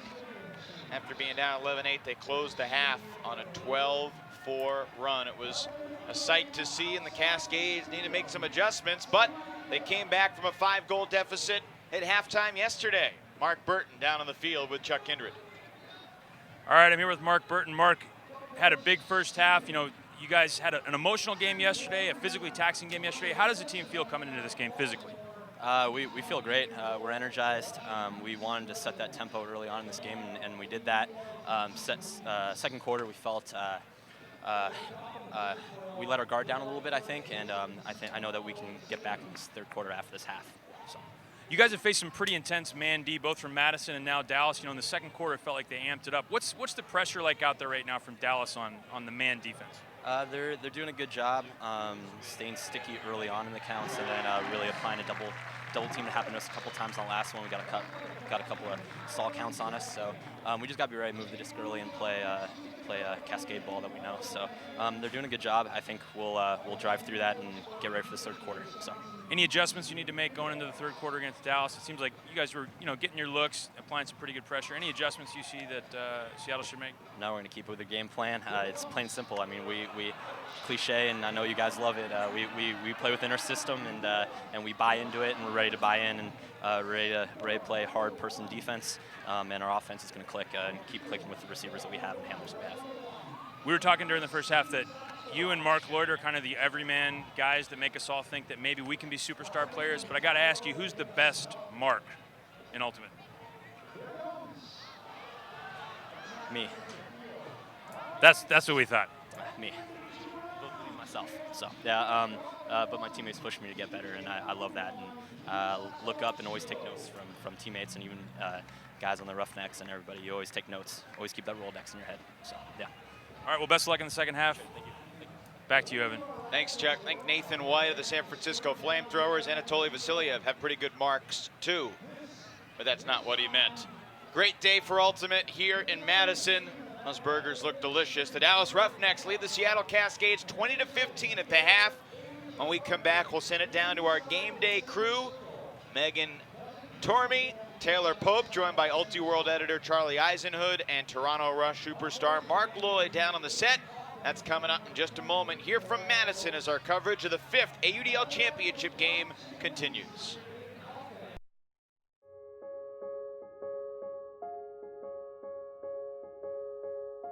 Early recognition is critical. Teaches middle school PE classes about ultimate Frisbee and cancer symptom awareness. We're a registered nonprofit that advocates for an active, healthy lifestyle, body awareness, and speaking up if something is wrong. Skills that when it comes to cancer can help save a life. Ultimate is a fast-paced team sport that's self-refereed, non-contact, and co-ed. Spirit of the game is the foundation of Ultimate. That means we communicate respectfully, we're fair-minded, and we enjoy the game. Ultimate is accessible to everyone. All you need is a Frisbee and some friends. Our team of coaches is made up of experienced and passionate leaders from the Ultimate community. We can come to your middle school and run your PE classes for the day. And if we're not in your area yet, we'll send you our clinic in a box, where we give you the resources to run your own. We are Eric! And we want to work with you and your school.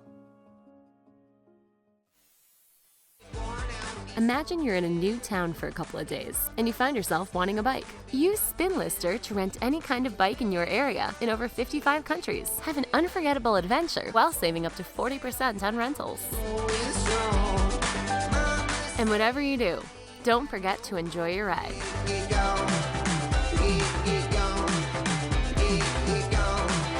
Rent a bike today or list your own to start making money and connecting with awesome people.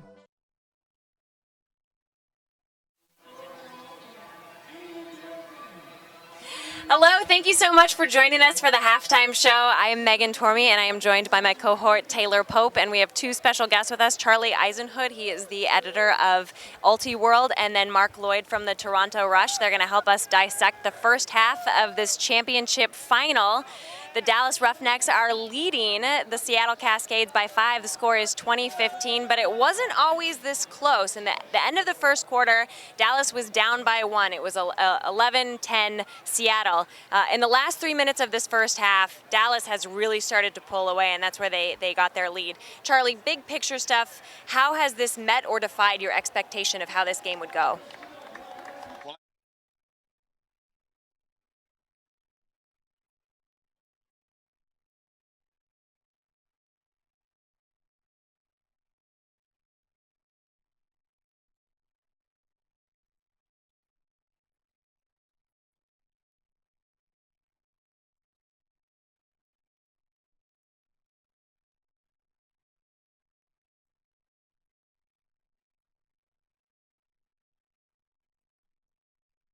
The pace of the game was extremely fast. I mean, 11-10 in the first quarter. you rarely see a quarter that high scoring. And I think what happened here is that we saw that pace start to come back to bite Seattle a little bit here. Dallas's greater depth, then not only do they have more players here, but they also just have a deeper roster, started to help them late in the second quarter. You saw Seattle get tired, Dallas gets a break, a couple of lucky breaks, the dropped pull on the re-pull, stall call here, big D from Dallas there, and suddenly we got a 5-point game. I think Matt Rader had a pretty crucial turnover, just kind of nonchalantly throwing that backhand through the middle. It was easily D'd. I think Seattle's fast start was a product of them playing with a sense of urgency, realizing that if you're going to beat a team like Dallas, you're going to have to come quick and start that game fast. I'm actually very surprised, given that they had the later game, that they came out with, so much of a spark to start. But I think they are fully in a position where if they apply some pressure continuously in the second half, they can make a run to come back. I was a little bit surprised by this somewhat lackluster start by Dallas. We weren't seeing the stars come out, but in the second quarter, really performances starting to elevate. Mark, is there anyone you saw on Dallas who you played them as recently as yesterday? Anyone whose performance really wowed you so far today? Yeah, Dylan Larberg really stepped up for Dallas in that quarter. Don't know exactly. I think he had around 3 blocks. So. And not only does he have 3 blocks, but then he's doing it on the other end too. Yeah, he threw 1 assist to his brother, and then caught a Mac in the end zone for a goal for a bookend. So he's really stepped up and is providing that depth performance that team needed to get back on top. Jimmy's finding his throws. He missed a couple earlier, or made Bo work really hard for one. He's starting to find his throws. Cassidy's cutting really well, but Dylan definitely is the guy who sort of got them back in this game and has helped them get that 5-point lead. Interestingly, you guys played Dallas very tight the second half of your semifinal yesterday, but the first half is when they started to get their lead. It's always interesting to see who will step up and perform for Dallas because they have so much talent. When you were playing them yesterday, what did you see? Who was taking the lead? And can you get any sense as to any rhyme or reason for the individuals who step up doing so? It's hard to point necessarily to one person yesterday. It all kind of was a blur. But I think Dalton Smith had a really good game against us yesterday, both off the disc and with the disc in his hands, making some good deep shots. When their D-line gets the disc, you can tell that they're looking to score as fast as possible, and their downfield cutters are running in and out very hard, setting up those shots. So, it's not necessarily one player, but they have athletes at all positions that they're all primed to step up when they need to. And today, we've seen Dylan Larberg step up, but there's been other guys who have been doing it throughout the weekend. I think one thing you have to take note of is that really this game has regressed to the mean a little bit. Seattle started off this game by playing about 15 or 20 points where they didn't turn it over at all. They got 3 break opportunities, they converted all 3. Their offense never turned it over. And it's not to say that Dallas wasn't playing good defense at all. Seattle was just dialed in. Nick Stewart had 4 or 5 goals and was just running amok. But, that's not going to sustain itself for any offensive line, no matter how talented it is. And as Dallas started to adjust, this game has come back more towards an equilibrium here. But you know what? Seattle knows that they can come back from a deficit like this. They were down at 5 in yesterday's game, and what did they do? Well, they ended up being down by 7 midway through the third quarter, and they came all the way back to beat Madison against a hostile home crowd. How about that total first half score, too? You were saying it's record-setting. Yeah, well, so the highest total score ever in an AUDL game was 72 points. It was 39-32 in a San Jose game from a couple years ago, and this game right now is 20-15, so that's a 35-point first half, very close to on pace to be one of the highest scoring games ever. However, we did see the game slow down a lot in the second quarter. More turnovers, more calls, and so the pace slowed significantly from the 21-point first quarter, which is probably one of the highest scoring ever. I think you were probably one of the few individuals who saw, well, of course, for everyone here except everyone here in Madison, but you were one of the few individuals who really gave Madison the time of day and, came out sounding very intelligent. How is Seattle performing to your expectations today? And what do you think both teams need to do on either side of the fence to continue to improve? So obviously Dallas continuing on continuing with their lead, but what can Seattle do to close that deficit? Well, I thought Seattle was in a good position early in this game because they got Dallas out of rotation a little bit. You started to see Dylan Freechild and Dalton Smith coming over to play offense because the offensive line was getting broken. And if you can get Dallas to have to run some of their guys on points more than they want to, maybe that plays into your hands. Unfortunately, I think the pace has started to hurt Seattle, and you saw them looking really tired at the end of the second quarter. I agree with you, Charlie. And, Mark, I think that's back to your game yesterday.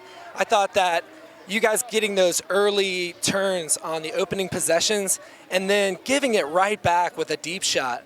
I think if you had come into the game with a little more possession style offense, I think you would have had a much better shot of not letting them get that early separation from you. Because at a certain point, you guys were playing on pace. Yeah, no, I think we sort of played into their hands early in the game, whether it be first throw turnovers or throwing into double coverage where they have those athletes ready to go. Once we changed it into more of a small ball, side-to-side movement, east-west, that's when we found our success. And that's sort of what I thought Seattle was going to need to do. They've been successful on their deep shots, but they're getting caught up with the disc in their hands too long and letting Dallas clamp in a double team at the right time. Right. And I think they need to just sort of move the disc quickly, get to that style of offense that Seattle's known for. Moving it quickly, moving it side to side, taking the deep shots when they're there. But I've seen them sort of out of that rhythm that I was expecting to see, and I think that's where they've had some trouble in that second quarter. I think also Seattle needs to adjust a little bit. The stall has been very quick in this game. Right. We've seen a couple of very critical stalls go against them. And we talked a little bit about this before we came on the air.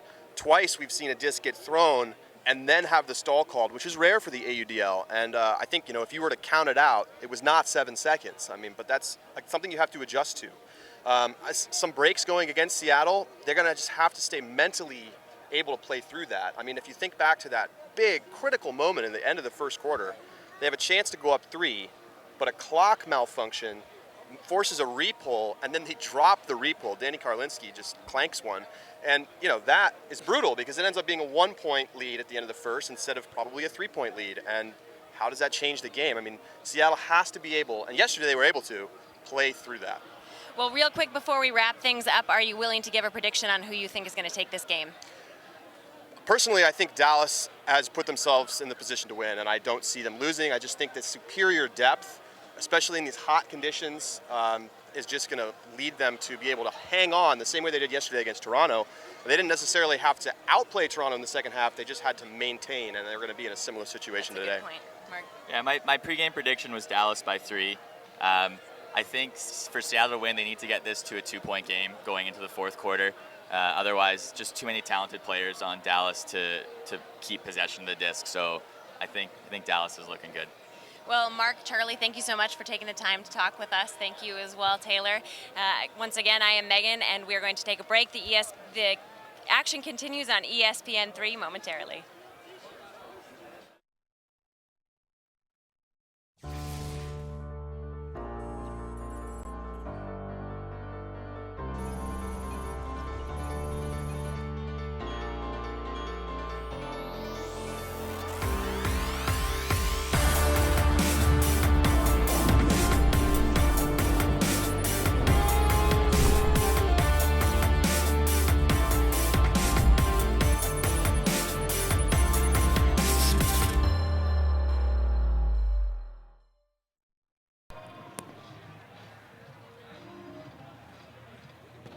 Dallas 20, Seattle 15. The third quarter of the AUDL Championship Game is about to begin here in Madison, Wisconsin. And we welcome you back to our broadcast booth, everybody. Evan Lepler with Brian Jones and Chuck Kindred. And Chuck, certainly Dallas closed that second quarter strong. If you were in the Seattle huddle, what would you have said? Well, I'd say, we need to lighten up. We need to bring energy. Energy is something that you can really do kind of through your actions, we need to start rushing the field. We need to start slapping more high fives, keep it light, but keep the energy going. They're going to be at a slight deficit. They got a shorter roster, and they've got a full half to play against some of the top players in the game. They need their energy. Brian, as Charlie Eisenhood mentioned at halftime, we're on pace to have one of the highest scoring games in the history of the league. Just a fast and furious pace at the outset. Well, it's no surprise with the athletes that are on the field and the skill of the throwers. We saw a lot of handlers going deep in that first half, a lot of versatility from both teams. You take away option A, they find a way to make option B work. I hope that we see more of that in the second half. How about the half the two Larberg brothers had? Dylan and Chris. They connected with each other for goals a couple of times. Both had several Ds. Jimmy Mickle doing what he does. Now, early in the game, Simon Montague was really clicking on all cylinders. In the second quarter, that was not really the case. Yeah, he got a little in his head. He was also facing quite a bit of pressure. The Dallas defense definitely ramped up. You know, he's a guy, he doesn't really rattle, though. He'll be back, and he'll be ready to go in the third quarter. I wouldn't be surprised if Seattle goes on a run here. Dallas kind of came out in a lull against Toronto in the second half. Rush had a good start to the third quarter, and Seattle's going to need a similar start. Dallas will begin this third quarter with the disc. This play from Larberg deflected it, came up with it again. Really impressed with a crowd that has turned out for this championship Sunday, even with the hometown team eliminated here in Wisconsin. The Madison Radicals organization deserves an incredible boatload of praise for the job they have done planning and executing this festival of Frisbee. That's what it really has been. And this really is a Frisbee town. They love it here. You know, and the fans have really become educated. A lot of kids. I mean, it breaks your heart. You were here last night after Madison lost, and the kids are in tears. You know, the families are. Right off the bat in the second half, Mazer looking for Gibson. Donnie Clark making his move. Oh, Gibson had it and lost it. May not have been able to stay in bounds regardless. Quick turnover, 12 seconds into the half for the Roughnecks. Yeah, I like the look. A little too much air on that backhand. But I like the look, and Kurt made a real nice cut. BJ Sefton just barely gets it away, and a timeout was called from the Dallas sideline. 11:32 to go in the third. They use one of their 2 timeouts. Brian, you've coached in this league. I'm sure you don't want to call a timeout this early in the half if you can avoid it. Yeah, for Seattle coming out, they just kind of want to make sure they get back on track. It's not a bad timeout call in this case because I felt like a stall call was coming. Mazer, he can really hurt you here with the deep throws, but sometimes he tries to get a little bit too creative. This one almost bends just enough, but too far out of bounds. On the other hand, for Seattle, it really felt like we were getting high in the stall count. I would have a quick trigger finger on that timeout based on just the stall calls we've been seeing by the refs. I was a little surprised, Chuck, you didn't ask Dylan Freechild about his eye black technique for the game today. Yeah, it was hard. It was kind of the elephant in the room. I tried to keep it professional, but I'll be honest, I was just sort of like taking notes, You're making mesmerized, you could tell. Yeah, mental snapshot. This is the pinnacle of the eye black game. Dylan yesterday chastised us a little bit for not being able to promote the Larbergs and thinking that they were kind of no names. And, well, I guess we're giving them their credit now. They played such a pivotal role in this one.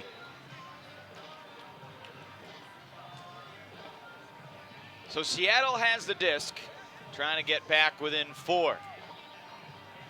Downfield, Burton, Rankin, Stewart, and Rader. Karlinski, O'Brien, and Montague in the handler set. And a daunting double team, Langdon and Laurie. O'Brien gets it to Rader. Traveling violation was called. It's going the other way. Wow. Without seeing the replay, I think that was probably a good call. O'Brien using the sliding back foot to get past the double team. And that's going to kill you if you're going to burn the timeout and then get the turnover immediately. Matt Jackson to Dan Emmons. Yeah, and I don't know why. I mean, nothing against Mario O'Brien at all, but you know you're going to get double teamed on the sideline. Why doesn't Simon Montague pick up the disc? I mean, he's the guy just going to have the easiest time getting around that. O'Brien does have the wealth of experience in those types of situations. Maybe not as much in the AUDL, but I agree with you. Montague, he has every throw in the book. He's going to find a way to get it off. Yeah, I think he's well suited for a double team.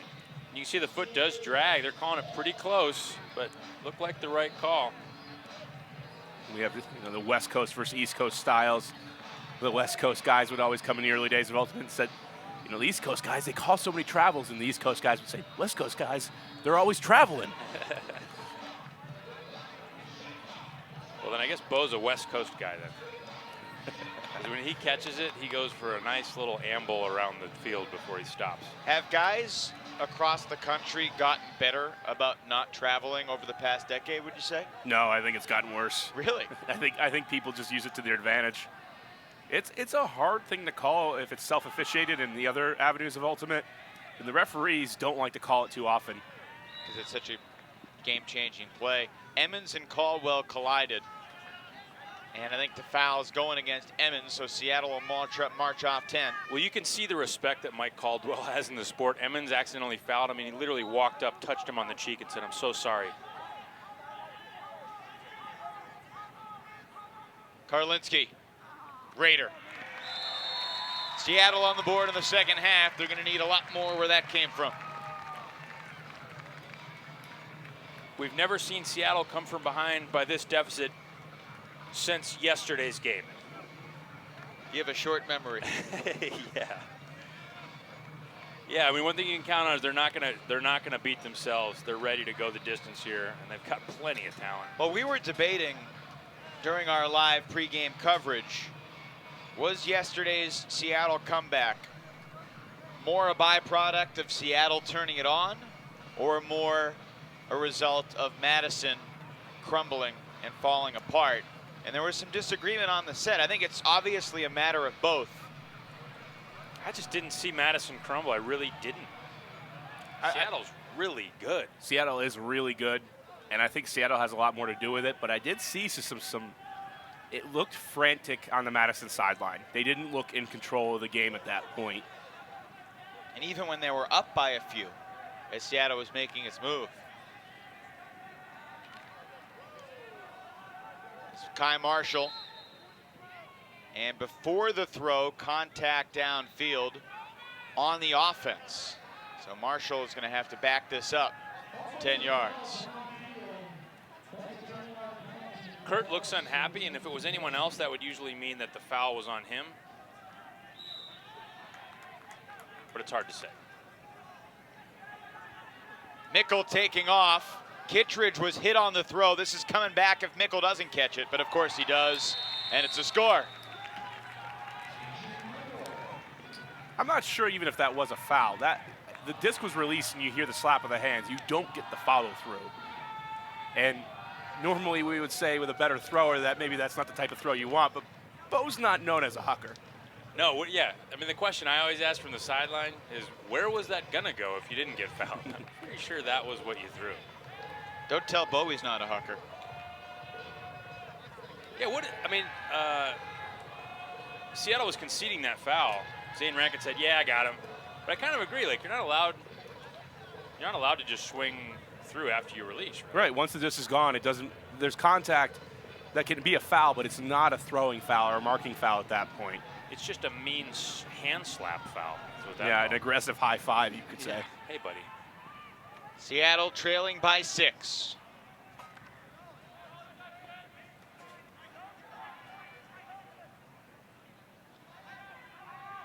Raider stumbling, making his cut. Karlinski comes to reset the stall count. Hammers it for Rankin.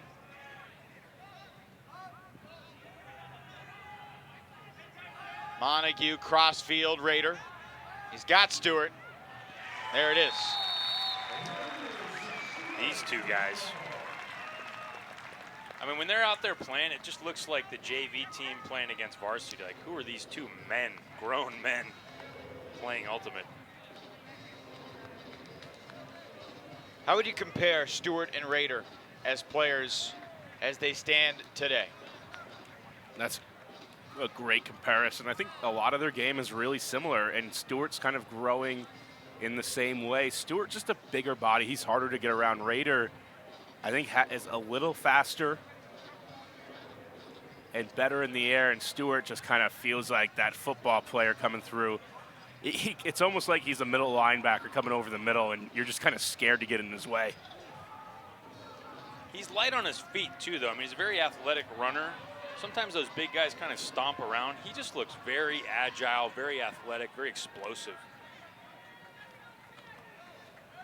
Dallas back on offense. Mazer floats it way too far for Rasmussen. Wow. I mean, I really like that matchup for Cassidy, but they're not throwing very well to him. That's the second turnover of the quarter for Chris Mazer. A chance for Seattle's D-line. D.Y. Chen.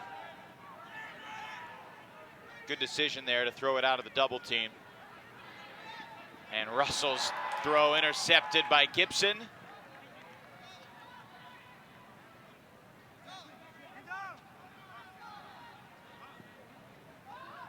Malachek to space for Mickle. There it is.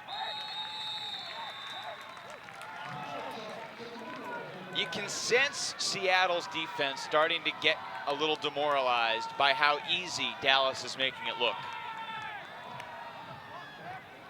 It's tough, but that's why we talked about at the beginning of this game and last night going into it. Seattle had to know that even with a lead early on, it was going to be a long one.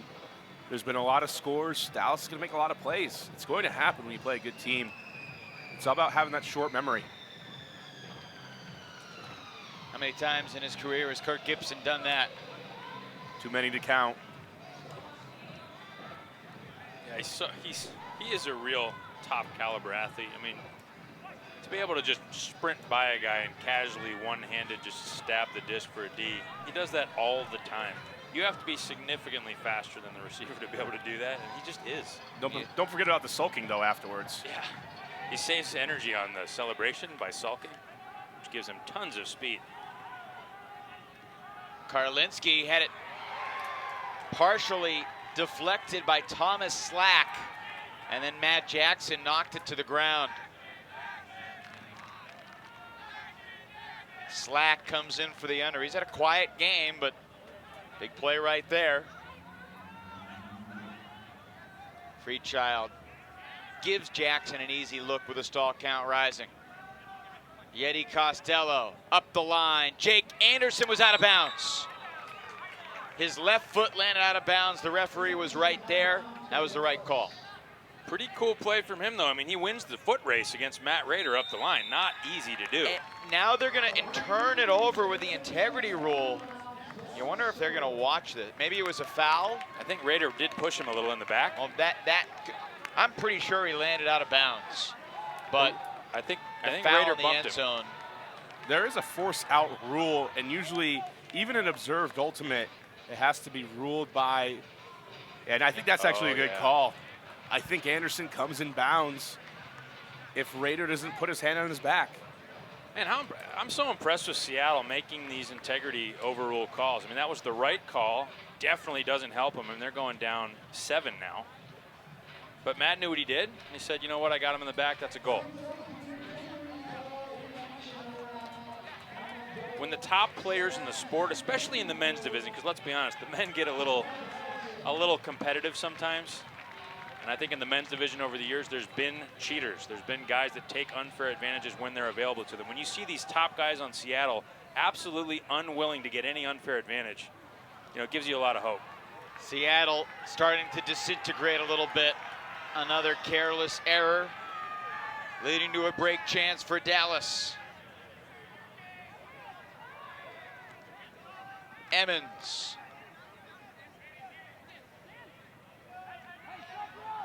Bennett. Look at that throw. Langdon in the end zone. A breathtaking put from Matt Bennett. And the Roughnecks are rolling. Little conversation between Matt Bennett and Danny Karlinski. Looked like Danny was maybe saying, you pushed me a little with your left arm to open up that IO lane. I couldn't quite tell. I mean, it looked like they were kind of walking through it. Let's see if he shoves off with his left arm here. Left forearm. Didn't really see it. So they might have been talking about a prior throw or something. But that is a nice throw from Bennett. Look at the angle he finds here. That's special vision. Conversation continuing now on the sideline.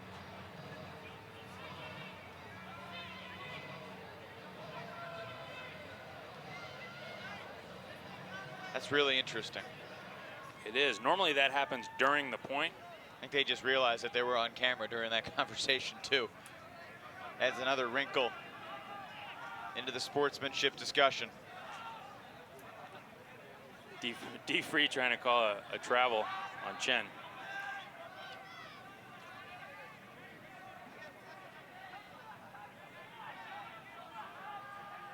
Seattle needs to figure out a way to start having fun. This could be an opportunity. D.Y. Chen versus Dylan Freechild. Oh, my goodness. Dylan Freechild in charge.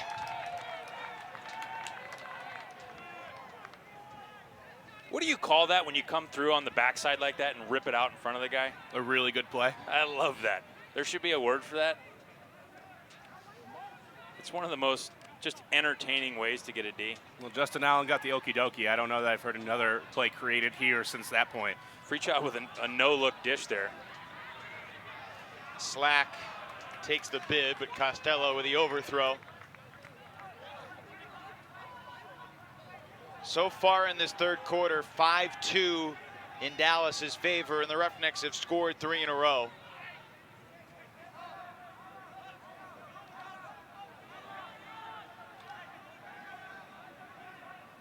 Raider hits D.Y. Chen on the under. Donnie Clark with space. Clark, can he get there? No. Man, is there anything more exciting than a Donnie Clark bid? Well, you just expect him to always make the play. Yeah, really tough catch. Chen made it a lot harder than it needed to be. And he's shaken up again. He really commits his whole body to his bids, and a lot of times gets shaken up in the process. Luckily, he's durable.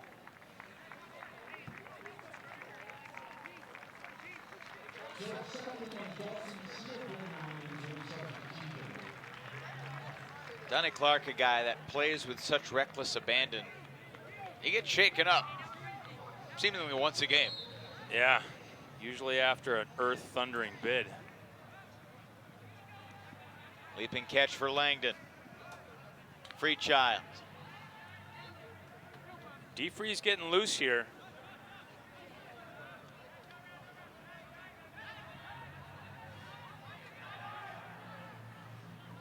Dalton Smith. Freechild did a nice job setting up that cut. High release to Slack.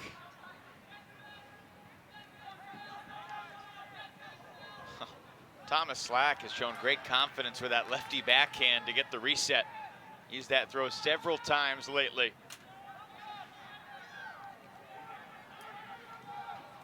I mean, the Dallas Roughnecks offensively, oh, the unforced error there. Prior to that mistake, they were looking so much like the Madison Radicals in the first half yesterday. Just so smooth, so comfortable. Looked like all 7 guys are moving with each other. Raider with a step.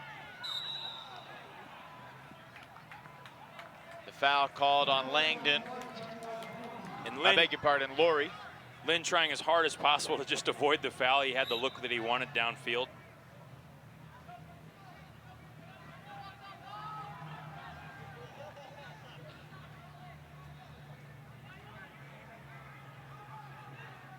It's been almost 6 minutes since Seattle has scored. Snell to the end zone for D.Y. Chen. That's some pretty work from Ben Snell, working, making sure to move that mark, open up the break side, and great touch on that throw.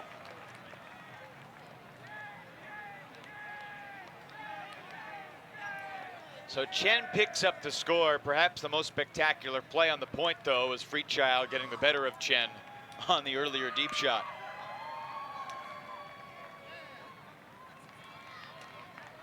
Yeah, you can see Snell, number 77, just really doing a lot of the right things, throw and go, getting it back, moving the mark, setting up his breaks. You know, he's every other here, and then watch him set up this nice around backhand break. Actually, I guess that was open side. Good little S-cut there from D.Y. Chin. Yeah. A couple of the up-and-coming stars in the Seattle Ultimate scene. Throw and go, really an integral part of the Seattle offense. It's not always a part of every single team. You see some other teams be really isolation heavy. We see some players like to use it here on the Roughnecks. You see Freechild and Kurt Gibson really like to go to it. But otherwise, it's often isolate your top cutter, see if they can get open. Gibson.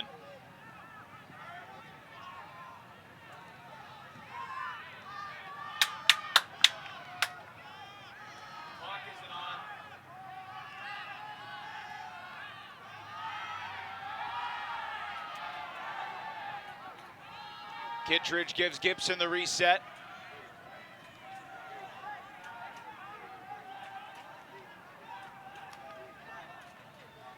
The pressure's amped up a little bit from Seattle. This is the second point in a row where Dallas is really having a hard time getting what they're looking for.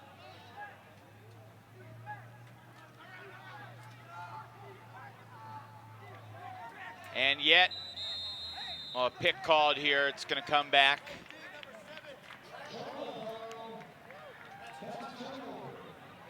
So Travel and Montague yelling for a pick at the same time. Might have been a lucky break for Seattle because Mazur had steps. Mickle free. Looking for Marshall. It's going to be a tough grab. He had it and lost it. Yeah, an awkward angle, but a catch that should have been made, I think. We tick under 2 minutes here in the third quarter. AUDL Championship weekend culminating with the Roughnecks and the Cascades. Maybe yesterday, but not today for Carnegie. Yeah, it's another huck to that end zone where you're not getting what you were expecting from the wind. That thing turned over and dove quick. Malachek launching for Kittredge. A majestic flick. About 75 yards. And look at that vision. Kittredge to Cassidy Rasmussen. Boom. 26-18. Dallas back up by 8. That's not a throw Bo Kittredge has always had. No, that was nice. That was great vision, great execution. And a strong shot out to space to his roommate Cassidy, former roommate Cassidy, I guess. Great throw by Malachek. This is kind of a blast from the past, and we talk about how he didn't have to do much on this squad. But man, of course, he could still put it.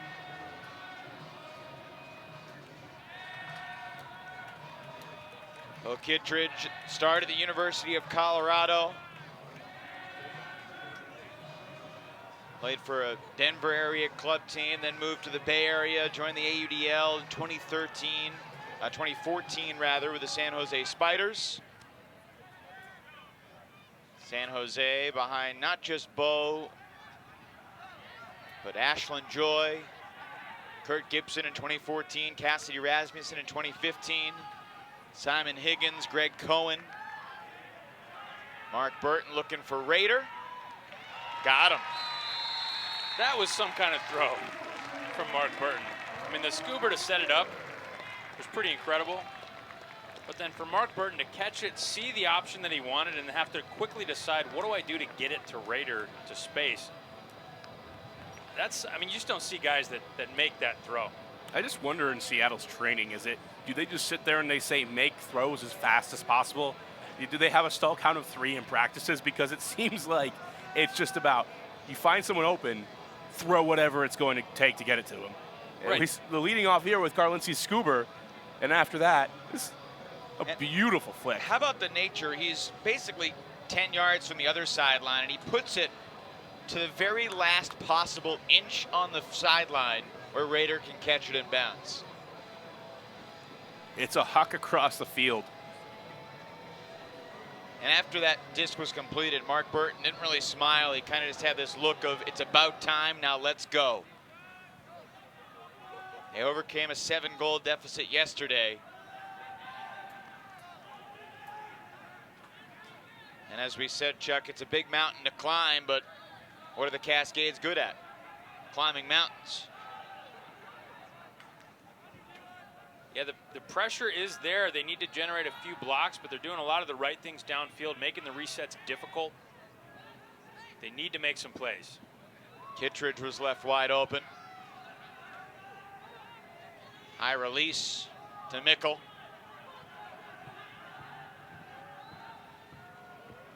Scuba to Rasmussen.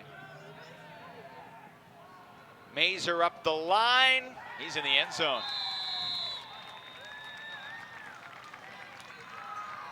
"12 seconds left in the quarter. Mazer from Rasmussen. 27-19. It's points like this one where you see how high level these stars are for Dallas. I mean, as the defense, you're doing everything right. You're not giving them anything to look at. And these are guys that are used to being in crunch time on their teams. They're the ones that have to step up and make tough throws. You see Mickle throw a crossfield scoober. This little step around break mark flick by Cassidy Rasmussen. These guys are the cream of the crop. And even when you do everything right, the chances are they're going to score. You've got to like the setup going into the fourth quarter for Dallas, regardless of the outcome of this next 12 seconds. Seattle, if they're going to have any chance, they get the disc here. They're going to get the disc to start the fourth quarter. If it could be 27-21 the next time Dallas touches the disc, you feel like they've got a little bit of a chance. Rankin rifles it. He's got Rader and Carnegie. And it's Rader who comes down with the disc. Yikes. At the buzzer, no time left. Rader rising up. You know, we're just talking about the cream of the crop. That's what you're dealing with Rader. Look at him just casually jog to the end zone. He's sizing this up the whole way, going up against Bo Kittredge with the left hand, roofs him. And the foul. And one.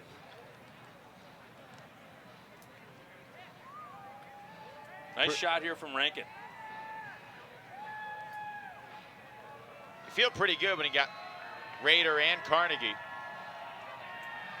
Kittredge was in a decent position too. But Rader wins this aerial battle. 3 down, 1 to go here in Madison in the 5th AUDL Championship game. Raiders Cascades get the buzzer beater, but it's Kittredge's Roughnecks leading by 7 as we head to the 4th.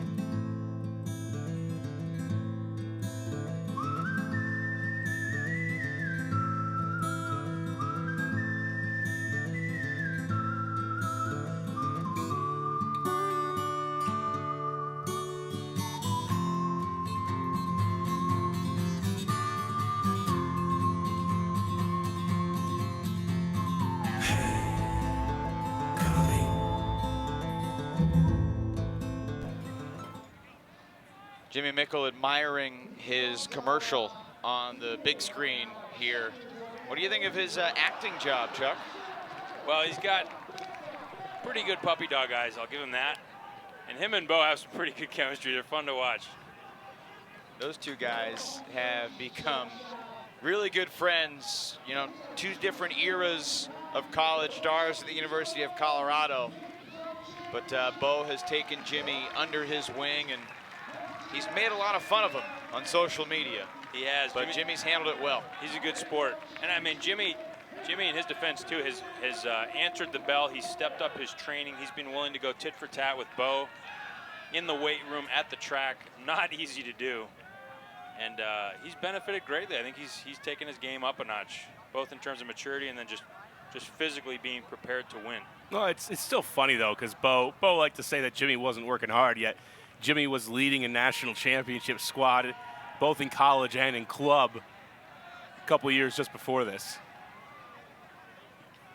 Pulsor is out of bounds. Seattle will have the disc 60 yards from the end zone, trailing by 7 with 12 minutes to play. What's the formula here, Brian, for the Cascades? If there was a formula in the books, I think everybody would know it, but there isn't. Here, it's about the next throw. It's about the next possession. You have to bring the intensity. Taking off. Rather, Stewart taking off. Montague puts it beautifully. Wow. There's an opportunity where Freechild could have made a reckless bid, and he didn't. It's true. It's true. Dylan does the right thing there. But, I mean, what's so impressive there is you're expecting that to be a jump ball, but Nick just shows you, oh, you want to make it a foot race? Okay, we'll make it a foot race. And then he torches Dylan Freechild to the back corner. I mean, that guy's speed, for how much bigger he is than Dylan Freechild, the fact that he can even run with him is, I mean, this is another caliber, another level of athlete. Well, I think Stewart has the advantage there. I think we're selling Freechild a little bit short. It's not his man, and Freechild's coming from a help defense position, and he still gets faster there than Marshall does. Yeah, great speed. Well, mentioned it a couple minutes ago. Seattle scores the buzzer beater, gets the one throw huck in 8 seconds. They've cut an 8-goal deficit to 6 really fast. Still a lot of work to do. They scored in 12 seconds at the end of the quarter and 8 seconds to start the fourth, so 2 goals in 20. Mickle took off, lost his defender Russell. Russell now picking up Marshall, who hits Rasmussen. Mazer taken off. He's wide open. And he is out of bounds. Incomplete. Seattle, 30 seconds into the fourth, a chance to get within 5. It looks like that throw just carried way more than it should have. That side of the field, the disc just keeps going.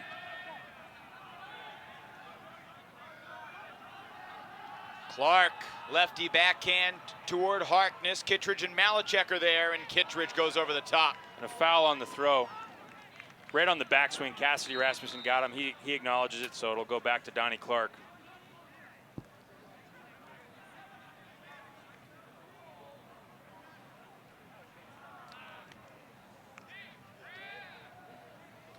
One of the things you talked in pregame, Chuck, is going back to that Montague huck, was Stewart and Montague playing in college together. Great point of that chemistry. That's something they did when Stewart was healthy. That was a dynamic duo. Seattle in a position right now where they just cannot afford any unforced errors. They need to be smooth with every throw and every catch.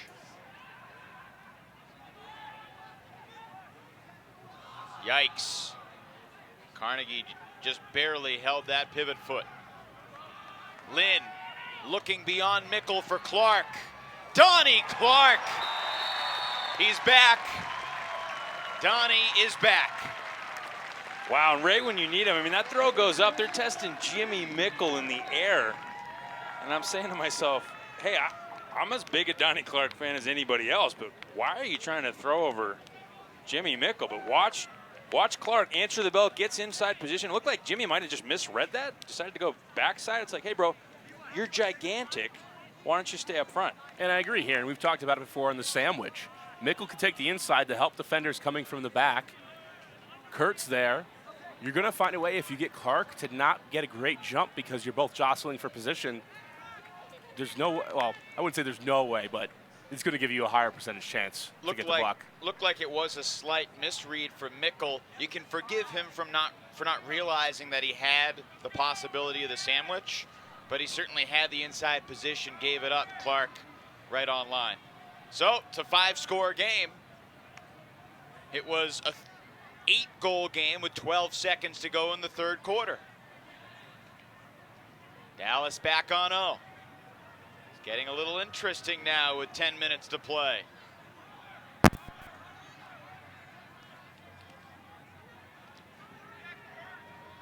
Marshall on the under. Smith. Nicely done to Rasmussen near the sideline. One-headed snag from Smith. Gibson.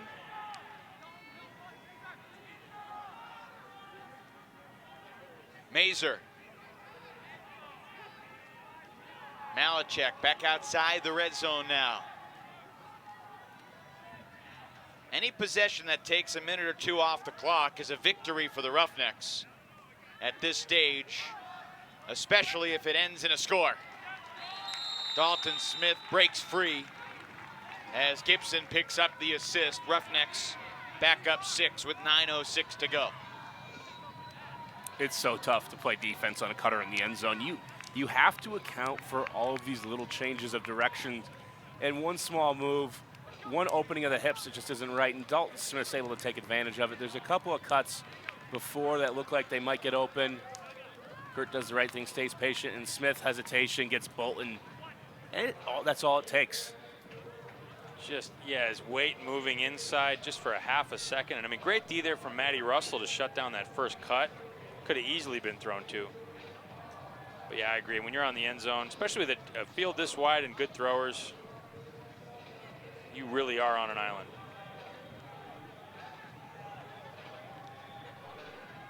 Dalton Smith has played well both in the semis and in the finals. The South Division champs from Dallas, 9 minutes away from capping off a perfect season with a victory over the Cascades in the championship match.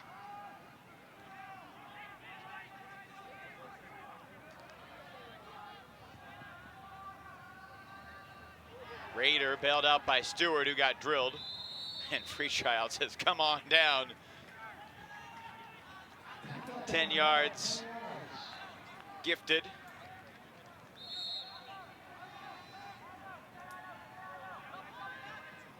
Montague.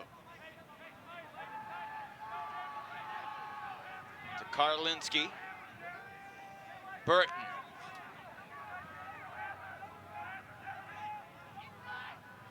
What are you guys seeing from Seattle's spacing around the end zone here?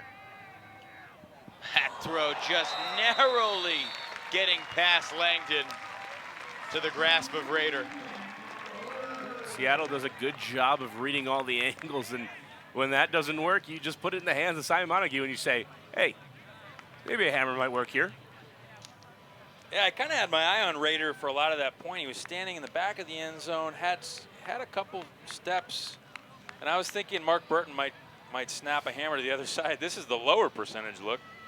But Simon Montague's so accurate, so confident in this throw. He throws a double helix over to the forehand side. Langdon was really close. Yeah, Raider, you can see how Raider takes a step off. He's basically playing for the deflection, saying that even if you get a touch on this, I'm going to give myself a half a second to adjust.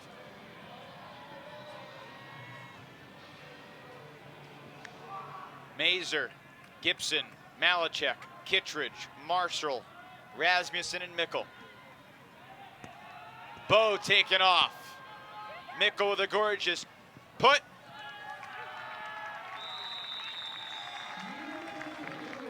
Wow, too good. Mickle steps all the way inside and just dials up a beautiful inside backhand huck to Bo, who has a step. You know, Sefton plenty fast enough, saw it coming, but nothing you can do. It's like it's happening in slow motion. Yeah, that was nice. And that may not be a throw that Mickle had 3-4 years ago. Certainly it's been refined.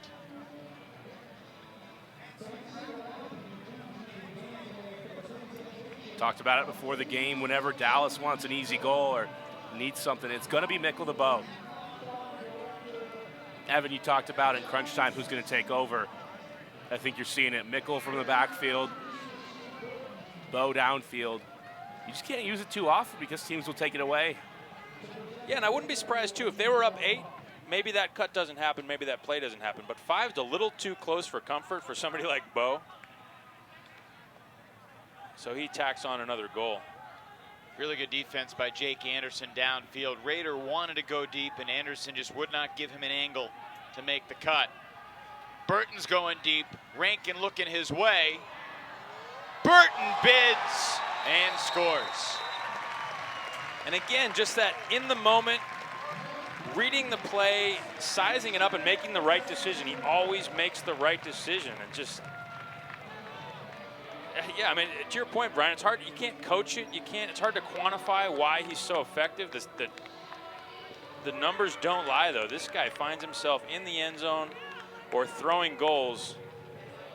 I mean, it seems like half the time. It's incredible. It's like Joel Schlockett, guy that just finds the end zone repeatedly. And like you said, I mean, if I knew how to coach this, I'd be winning a lot of championships. But I don't know that there's anybody that can coach this ability. Guys, earlier this year, Mark Burton told me, quote, "I identify myself as the Peter Pan of Ultimate. I don't want to grow up." That's interesting. Not sure how that translates onto the field, but I like the quote. Dylan Freechild said that? Is that what you said? Mark Burton. Oh. Well, that's nice. If the Cascades could get a break or two, they'd be within striking distance here. Looking for Kittredge again. Jesse Bolton trailing. Kittredge read it well.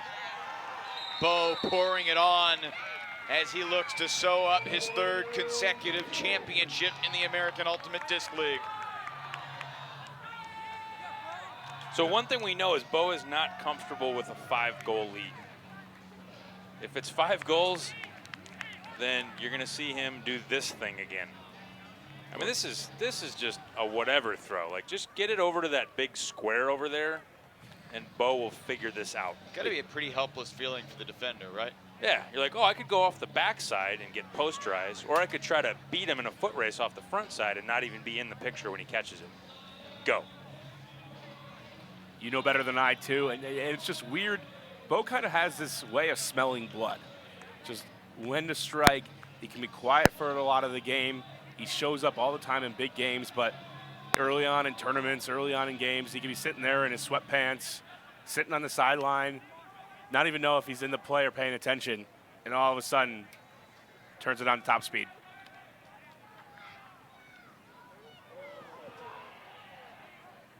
Caldwell went deep, then came back for the under and made the catch just barely.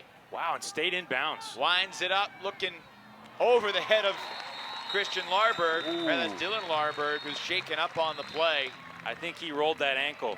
He planted to go up, and I think the ankle went over. That, when all your weight's coming down on that 1 foot, that can be trouble. He's in a lot of pain. Seattle scores in just 20 seconds, though. Back within 5, Dylan Larberg shaken up. So he actually, I mean, he's got a nice read on this. I thought he was about to go up and make the play. I didn't see him roll the ankle, but might have jammed his heel or holding his knee. He grabbed his left leg. Oh, geez. Let's hope everything's all right in that knee. The Larberg brothers have been so effective, both of them. Dylan majored in advertising and business foundations at University of Texas. Actually started out as a musical theater major there. So he's got a little performance bone in his body. Musical theater. Actually, on second thought, business foundations. I'd like a list of all the people that have made that transition. It's probably like, what, 5? Maybe.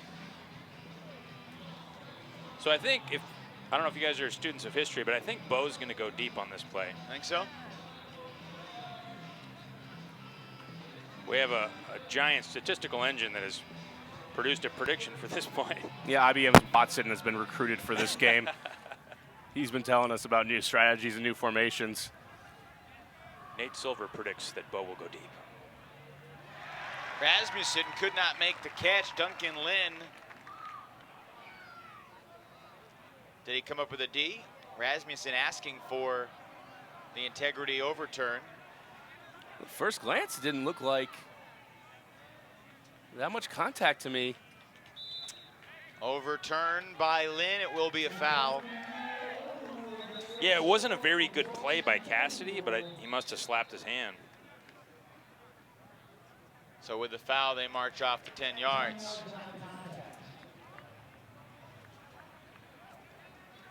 So we're midway through this quarter. It's 27-20 at the start. Seattle scored 5 times in the first 6 minutes of the fourth. Contact downfield. Duncan Lynn ran into Kurt Gibson as they were crossing each other's paths. Lynn shaken up a little bit. Duncan Lynn, a long-time soccer player. Started playing Ultimate in college at the University of Washington. 25-year-old Lynn. He'll be 26 this September.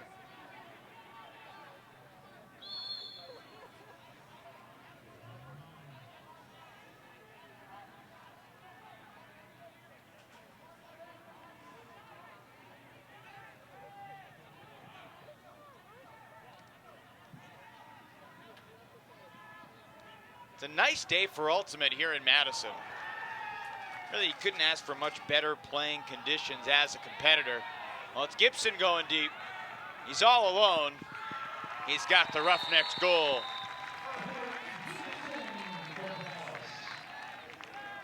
Just great, a great throw to space. There wasn't necessarily a cut there, but where the defender was positioned and with the mark setting up where they did, that up the middle backhand flat out to space for Kurt Gibson.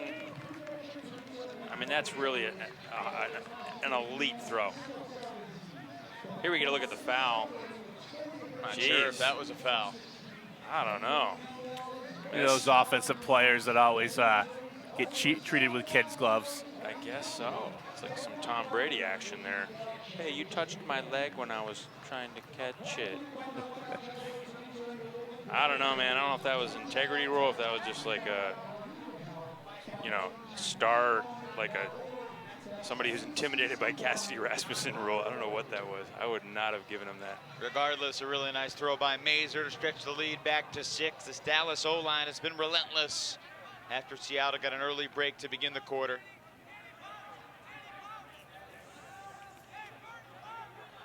Burton to Rankin. He loves throwing it deep. Has a wide open crossfield reset to O'Brien. Stewart looking Burton's way. Got him.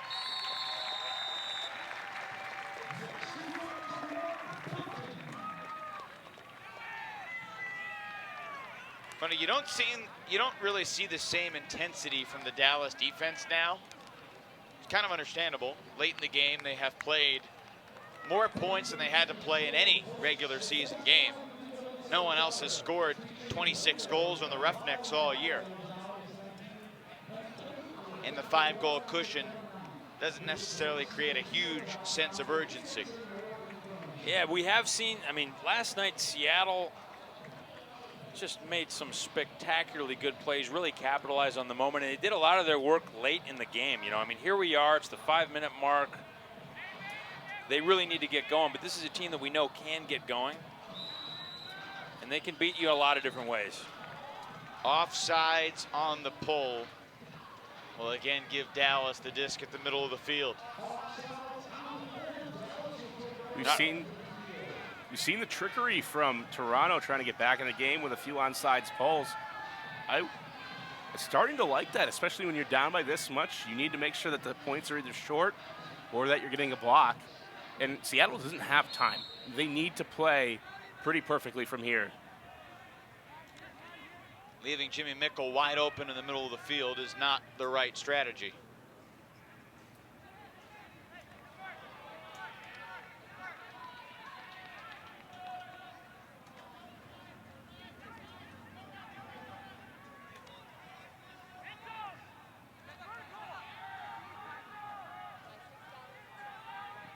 Good use of the width of the field here from Dallas. Mechanix led well by Kittredge. Breaks the mark. Oh, Gibson macked it to Rasmussen. Holy cow. Was that the play diagram to the sideline? It couldn't have been, right? I don't know, but that's the perfect technique. If you're ever in a MAC line and you're not sure how to touch the disc without redirecting it, I mean, this is perfect. Uses the trailing left hand, just says, just keep going. Just keep going. Wonder if we'll be able to tell from another angle. Did Gibson get a piece of the disc? Yeah, he's got a big smile on his face. He knows. Looked like he did. Yeah, when it's going your way, it's really going your way, you know. If he touches that, or if he redirects that disc at all, then Cassidy can't catch it. Picks the perfect time to just whiff. Mechanix gets the assist, not Gibson. Right, that's only fair. Rasmussen the goal. Little style showcased from the Roughnecks with 4:11 to go.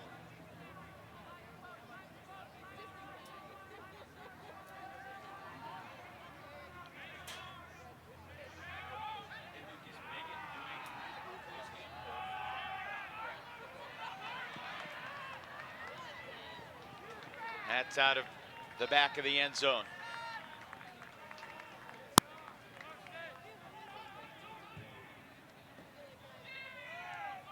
I think this is a point where 3:30 to go, really tough for Seattle to get back in this game, and Dallas may be able to start celebrating this undefeated season.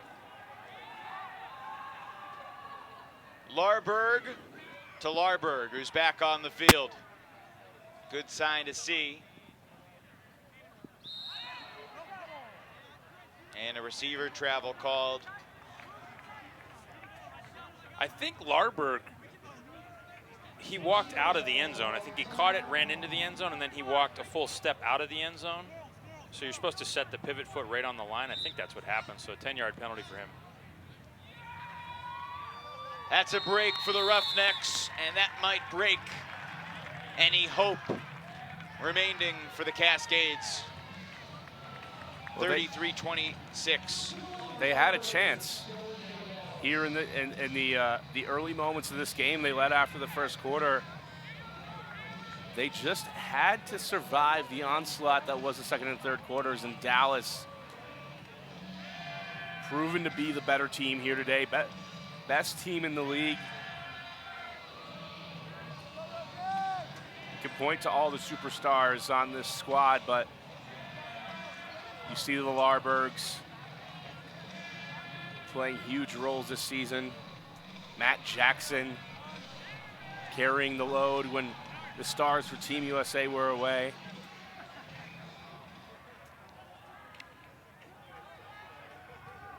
So the Cascades have a couple more offensive possessions in their season. Stewart had it but could not hang on when he hit the ground. You know, the Seattle Cascades team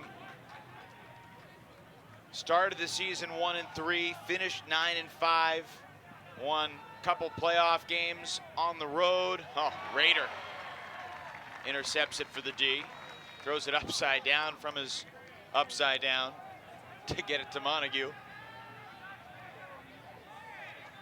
Seattle is West Division champs. They're going to finish second in the league this year. Nick Stewart shaken up, and the clock will stop as Stewart takes an injury, replaced by Donnie Clark. Seattle has a lot to be proud of in this season. I mean, they have really impressed me. I think this team is kind of hitting a pinnacle. This generation of Seattle is reaching a level that we haven't seen in a few years since they were club champions. Ooh, snatched by Clark. And there's Rader doing the same. conversation I think also can turn to, we talked about legacies for this game. And Bo Kittredge just turned 34. He's still dominant when he needs to be. But we're really witnessing this window, this era of where the last 7 years of Ultimate has been defined by Bo Kittredge. Well, in the year 2010, I believe he won his first club title. Won a world championship that year as well. 2012, 2014, 2016. Bo has won world championships like clockwork every 2 years. Not to mention now a 3-time AUDL champion. There's always a lot of talk about the San Francisco area where he's come from, about how Bo isn't the central figure, but I always have a hard time believing that, even though we've talked about it. Cassidy Rasmussen was probably the best all-around player in club last year. Bo is always the most impactful. He finds a way to draw defenders to him. He could be out there on one good leg, and the defense would have to pay attention to him. He just opens up the field for everybody else, and when there's a turnover, he constricts the field. Like a boa constrictor, just squeezes the life out of any defensive offensive line. Malachek going deep. Kittredge thought about it. Underneath to Rasmussen. Well, Dallas put this team together hoping to grow the sport of Ultimate. Hoping to grow the Eric Foundation. Got nothing. Jim Gerenser's charity, named after his son Eric, who was diagnosed with cancer early. Continuation. A full recovery. Oh. 1 minute.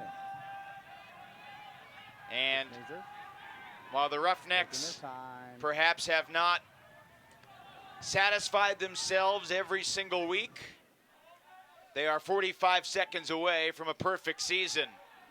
Mickle with a laser beam of a hammer. Carnegie deflected it, and he may have hurt himself. And I mean, what does that tell you about Seattle, the Cascades? There's 40 seconds left.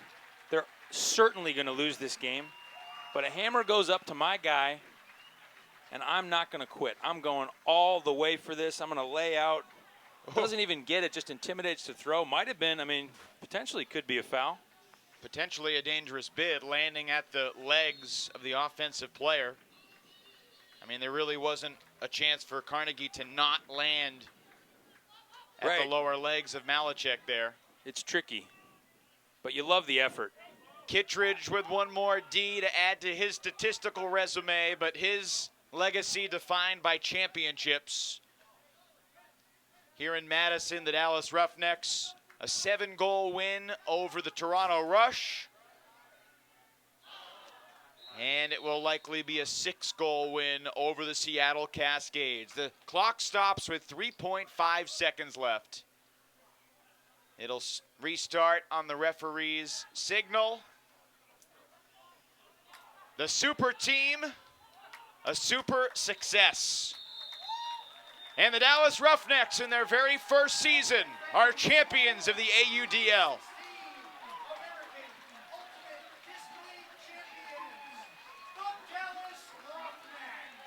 Top to bottom, it was a successful season. They went undefeated. They had games without their superstars, and the Larbergs, Marshall, Slack, Matt Jackson stepped up. They made it through unscathed, and even when they faced their biggest deficit all year long in the first quarter, you knew it was a storm that was just brewing. Chuck Kindred said it earlier, they were going to accelerate through the rest of this game. After that second quarter where they just completely blew the doors off Seattle, they never looked back. They were down 11-8 late in the first quarter, and they win the game 33-27 over the Seattle Cascades. It's another second-place finish for Seattle. They gave us a great memory last night with their come-from-behind win, shocking the hometown Madison Radicals. The Dallas Roughnecks fans get their payday, the joy of a championship Congratulations to Jim Garrentser and the entire Roughnecks ownership group. And just how good of a weekend was this for the AUDL? We got the chance to watch 3,000 screaming fans. A great game by Madison Seattle in the semifinals. Always a pleasure to work with you, Evan. It's an honor to be here for sure. Really good spirit, I thought, from all four teams. Several invocations of the integrity rule. Mark Burton was fun to watch. Seattle, well, their process will continue. But the Dallas Roughnecks, their process has reached the finish line. And they will have fun tonight. The Roughnecks, champions of the American Ultimate Disc League in 2016. Led by big number 50, Bo Kittredge, adding another title to his already incredible resume of championships. I mean, we've known that he's been the best player for years, but now the conversation of GOAT has to start. And it has begun well before today, and a conversation will certainly continue. We'll have the trophy presentation in just a few minutes, but right now let's send it down to the field.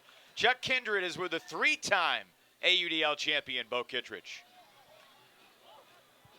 All right, I'm here with Bo Kittredge. Bo, it seems like every year we have a conversation kind of like this. What's it like to be a champion here in Dallas with one of the best rosters that's ever been assembled in this league?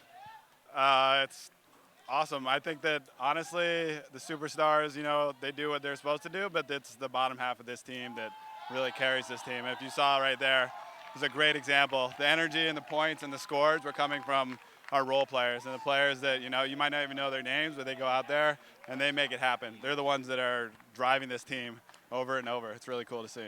Who are some of the young guys on Dallas that, you know, you're excited to see coming up and making big plays? So the Larbergs just blowing up. I had no idea. Like, I couldn't even have told you who they were, you know, 8 months ago. And now we have people that are showing up that, it's crazy. It's crazy. What's it like playing here in Madison? We had some of the biggest crowds we've ever seen, you know, electric environment, and this town really loves Ultimate. What's it like playing here? I would actually live in this town. The food has been phenomenal. Like, I don't know if you've gone to the restaurants, but I want to say even better than San Francisco, which is a surprise. And the people have been really nice. And it's like, it's got a cool culture. It's like right in the middle of the water. You guys should come check out Madison if you're ever in the area. No idea that this town was really cool. What are your thoughts about, you know, going into next year, kind of the world is your oyster? You're a guy who seems to win the biggest tournaments every year. Let me ask you this. How long can you keep doing it? Are you ever going to slow down? No. Yeah, no, maybe. But I am a free agent, so start putting in your bids now. I only respond to money. So that's all. No, I care about money and food, and if you give me a nice house. Well, you've always had a good sense of humor, Bo. It's so much fun to watch you play. Any message to the fans out there? Yeah, Chuck and I are actually on Tinder group, so look us up tonight. Swipe right on us. We'll definitely make it worth your while. What can you say? Bo Kittredge, tons of fun, a great champion. Congratulations. Thank you. Back to you, Evan. He knows how to use his platform to get what he wants. I'm not sure if he'd love living in Madison in the winter, though. Bo told me the other day he doesn't love the cold. I agree. Madison in the summertime is a city that anyone would want to live in. In the wintertime, you need to get a little tougher. But the Dallas Roughnecks, they've been tough all season long. They finish a perfect season, 17 wins, no losses, and a 6th goal triumph over the Seattle Cascades to win the 2016 AUDL title. We'll take a quick timeout and have full coverage of the trophy presentation when we come back to Madison in just a moment.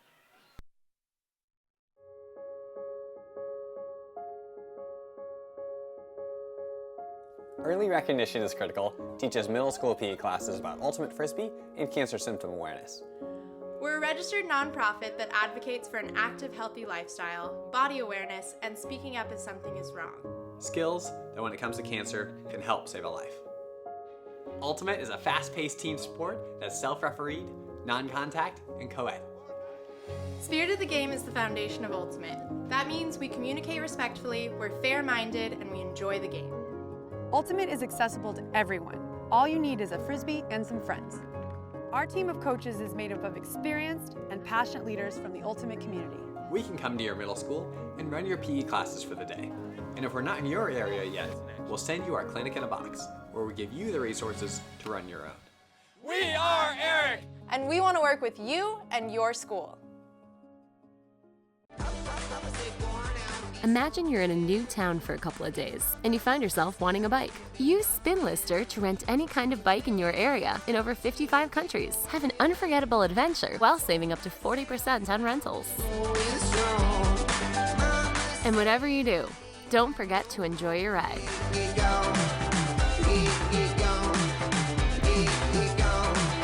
Rent a bike today or list your own to start making money and connecting with awesome people.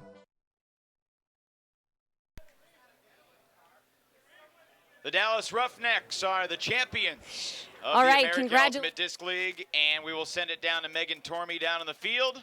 Take it, Megan.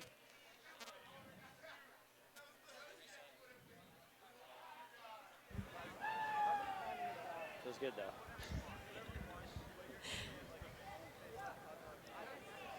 I am joined by Kurt Gibson of the Dallas Roughnecks. Congratulations on just winning the championship ultimate tournament. Thank you, appreciate it. Watching yesterday's game, after you saw Seattle battle back from a 7-point deficit, were you at all nervous going into this game? I don't think it really mattered what the other teams did. We were trying to focus on that. It was more going to be about, us and how we start off the game and finish the game. I think if you're focused too much on the other team, it can be a little distracting. What were your specific goals for starting out the game today? Well, I think one goal was start off strong, and came a little flat. Had 2 turnovers in the first 2 throws of those first 2 points. So, definitely not the way you want to start a game. But, I think what I found is in every championship game, they never go the way you want them to. But, that's what the beauty is of winning these, is overcoming adversity. So after that first quarter, we were able to kind of really ramp it up. Well, you certainly found the energy somewhere. Was it an individual play or was it a collective effort? All season, it's been a real collective effort, and I really got to give the credit to the defense. They were the reason why we won last game, and they were the reason why we won this game. When the offense struggled a little bit in the first quarter of this game, the second quarter, I think we won the quarter by about 6 or 8 point difference. I can't remember what it was, but they were just on fire, and that was just great to see. Well, congratulations again. You played great. Your team played great. Congratulations. Thank you. Appreciate it. And now I would like to be joined by Muffin, affectionately known as Muffin. This is Brandon Malachek. Brandon, as your team struggled offensively at the beginning of the game, I really felt like you tried to maintain order on the field. What was going through your mind during the first quarter of the game when you guys were behind? Yeah, we had a slow start. We had some, just questionable hucks, and they did a couple of them. I think just staying positive and energized, especially with the defense, getting our back. And with the offense, just like maintaining order, like having the correct cuts and the correct spacing, really. When things started to flow better for you guys offensively, what emotion took over then? Kind of just pure joy, with this team. We have a lot of fun, and just getting behind each other, staying positive, really made the difference. Well, congratulations again. It was a full team effort. You played fantastic from start to finish, so congratulations. Thank you so much. And now I'd like to talk with Dylan. Dylan Larberg. I have to say, as your team was really mounting the momentum, there was a play you made that really helped push you guys forward. You made a layout block, stood up, and instantly ran for the score. When you stood up from that layout block, what did you see? Just open field. It was honestly the first layout I've had all season, layout D, so I was pumped. I just decided to go for it, and then they told me that no one was picking it up, so I came back under. Nice. Well, no, I'm talking about the one where you ran to the end zone. It was D'd, and then you got the second effort. Yeah. I went up for it. I knew I was sandwiched, and then I kind of jumped, just put my head down, and then someone said it was up still, so I just kept running. Oh, so someone on the sideline shouted it's still up. Oh yeah. I was like, oh, I got D'd, and then luckily enough, it just took a lucky bounce. Well, very quick reaction time. Very nice. I'm gonna.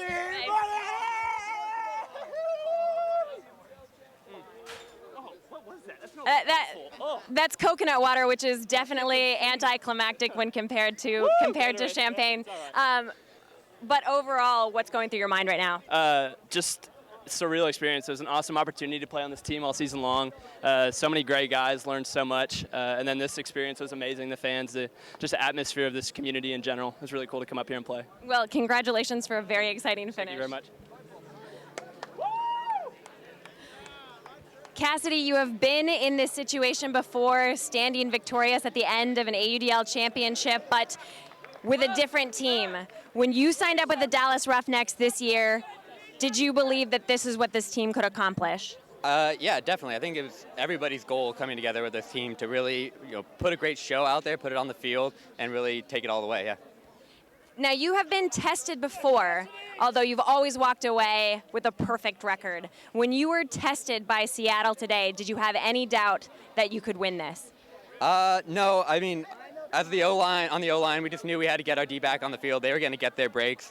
We started off a little bit slow, but once we got them on the field and got them in a rhythm, they were really able to take us home. Well, obviously you suffered injury in yesterday's semifinal game, but it did not seem to impact you. Could you even feel it or notice the gauze through the adrenaline today? Not really, especially not early. I think as my blood started flowing, I started to swell up a little bit, and my vision got a little blurry there at the end. But it's just a little bit of a flesh wound, nothing serious. Well, congratulations on not only a perfect season, but ending with an AUDL championship, another one on the belt for you. So congratulations. Thank you. And now I'll turn it over to Commissioner of the AUDL, Steve Gordon, who will be presenting the winners with their trophy. Steve.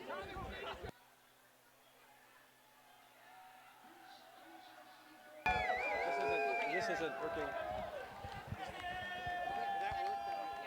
Yeah, I use both.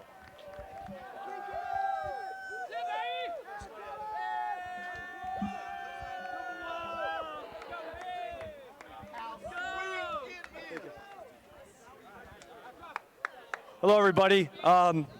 First of all, I want to thank everybody that came out today. If you were here yesterday, you saw one heck of an experience that Madison put on. It's too bad they couldn't make it as well today, but we sure should thank all the Madison Radical fans and everybody else that came out today. Everybody, we have 4 great teams here that we'll talk about in a moment. But first of all, as you may know, we partnered with the MAC Fund this year to provide funds. The MAC Fund provides funds for both research and funding to cure childhood cancers. And I'm going to have John Carey, Executive Director, come up and say a word first. Thank you, Steve. How about a big round of applause for these great guys? Come on, you can make more noise than that. Thank you. Thank you on behalf of the MAC Fund. We want to thank the AUDL. We want to thank the Madison Radicals. We want to thank everybody here today. The money the MAC Fund raises through events like this is for research, and we support research about 5 or 10 minutes from here at the Carbone Cancer Center. So thank you very much for helping the MAC Fund give every child a fighting chance. This is our 40th year, and we're honored to be here with you. Thank you very much. Thanks, John. As we said, there were 4 teams here this weekend that all had amazing seasons. First of all, I want to congratulate the Toronto Rush and the Lloyd family, the owners of the Toronto Rush. If you can give them a hand, I'd really appreciate it. Secondly, your Madison Radicals. Madison is another team had an undefeated season. They've been here 4 times now, haven't quite got where they want to go. I know they're disappointed, but they'll come back stronger than ever again next year. So I want to say thank you and give them a hand as well. Finally, before making any of the presentations, I also want to thank Tim DeBile and Dave Martin, Chad Koopmans, the owners of the Madison Radicals. Not only did they provide a heck of a team that you saw on the field yesterday, they're responsible for this whole event and did everything to get it prepared to be all that it was. This last night was 2,913 fans, largest crowd ever in AUDL history, and we thank all of you for being part of that. Which leaves us with 2 teams here. We have the Seattle Cascades. I'm not sure where we have the representatives here. And obviously our winners, the Dallas Roughnecks. I first want to say thanks to Exton and the Tickums, the owners of the Seattle Cascades. Again, great season with them and just spirited play. Great spirited play last night, by the way. So good to see that. Donnie, can I grab the check for coming in second place, winning the semi yesterday, the Seattle Cascades get a check for $5,000. If I can have you guys come up. And it's blank. You put your name on it. Oh, yeah. Congratulations, guys. Congratulations. Three of us. Congratulations, guys. Three of us? Congratulations. Yes, thank you. Go ahead. Right here. Right here. Yes. 5 G's.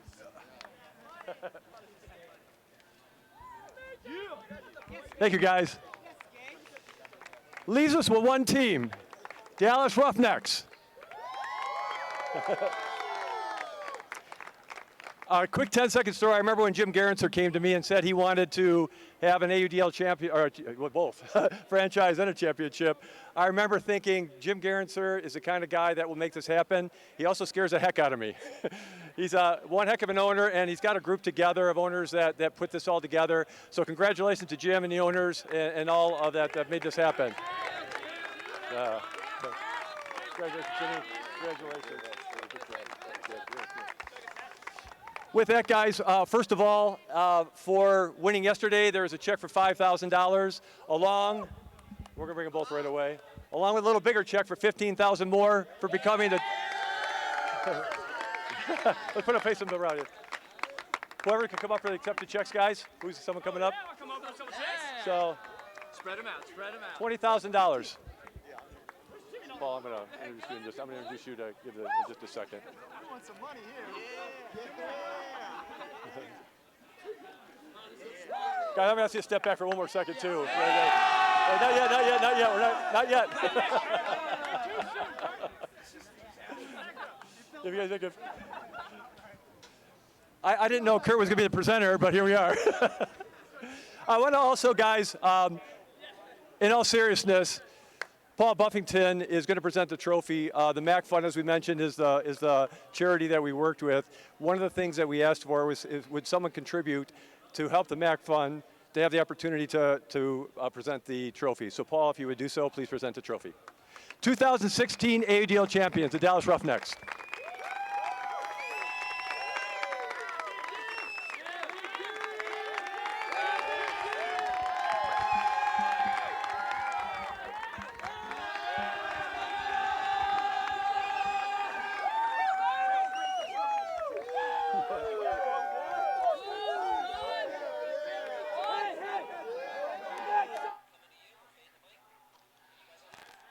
The Dallas Roughnecks, AUDL champions in 2016.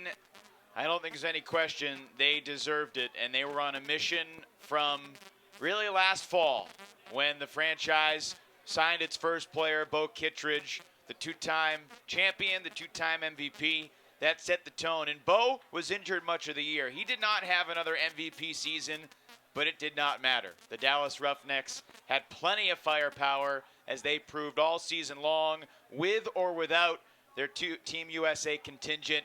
They were the best team in the league, and they are a deserving AUDL champion. So that'll wrap up our coverage of the 2016 AUDL season. It has been a privilege and a pleasure to be with you all season long. On behalf of our entire crew, led by Fulcrum Media's Luke Johnson and Josh Havens, and the entire production team underneath them, for my broadcast compadres throughout the season, Megan Tormey, Chuck Kindred, Brian Jones, and Taylor Pope, I'm Evan Lepler saying so long from Madison. That's a wrap for Championship Weekend 2016. The Dallas Roughnecks were the favorites, and they proved to be the very best. 33-27 over Seattle. The Dallas Roughnecks are celebrating an AUDL championship. So long, everybody.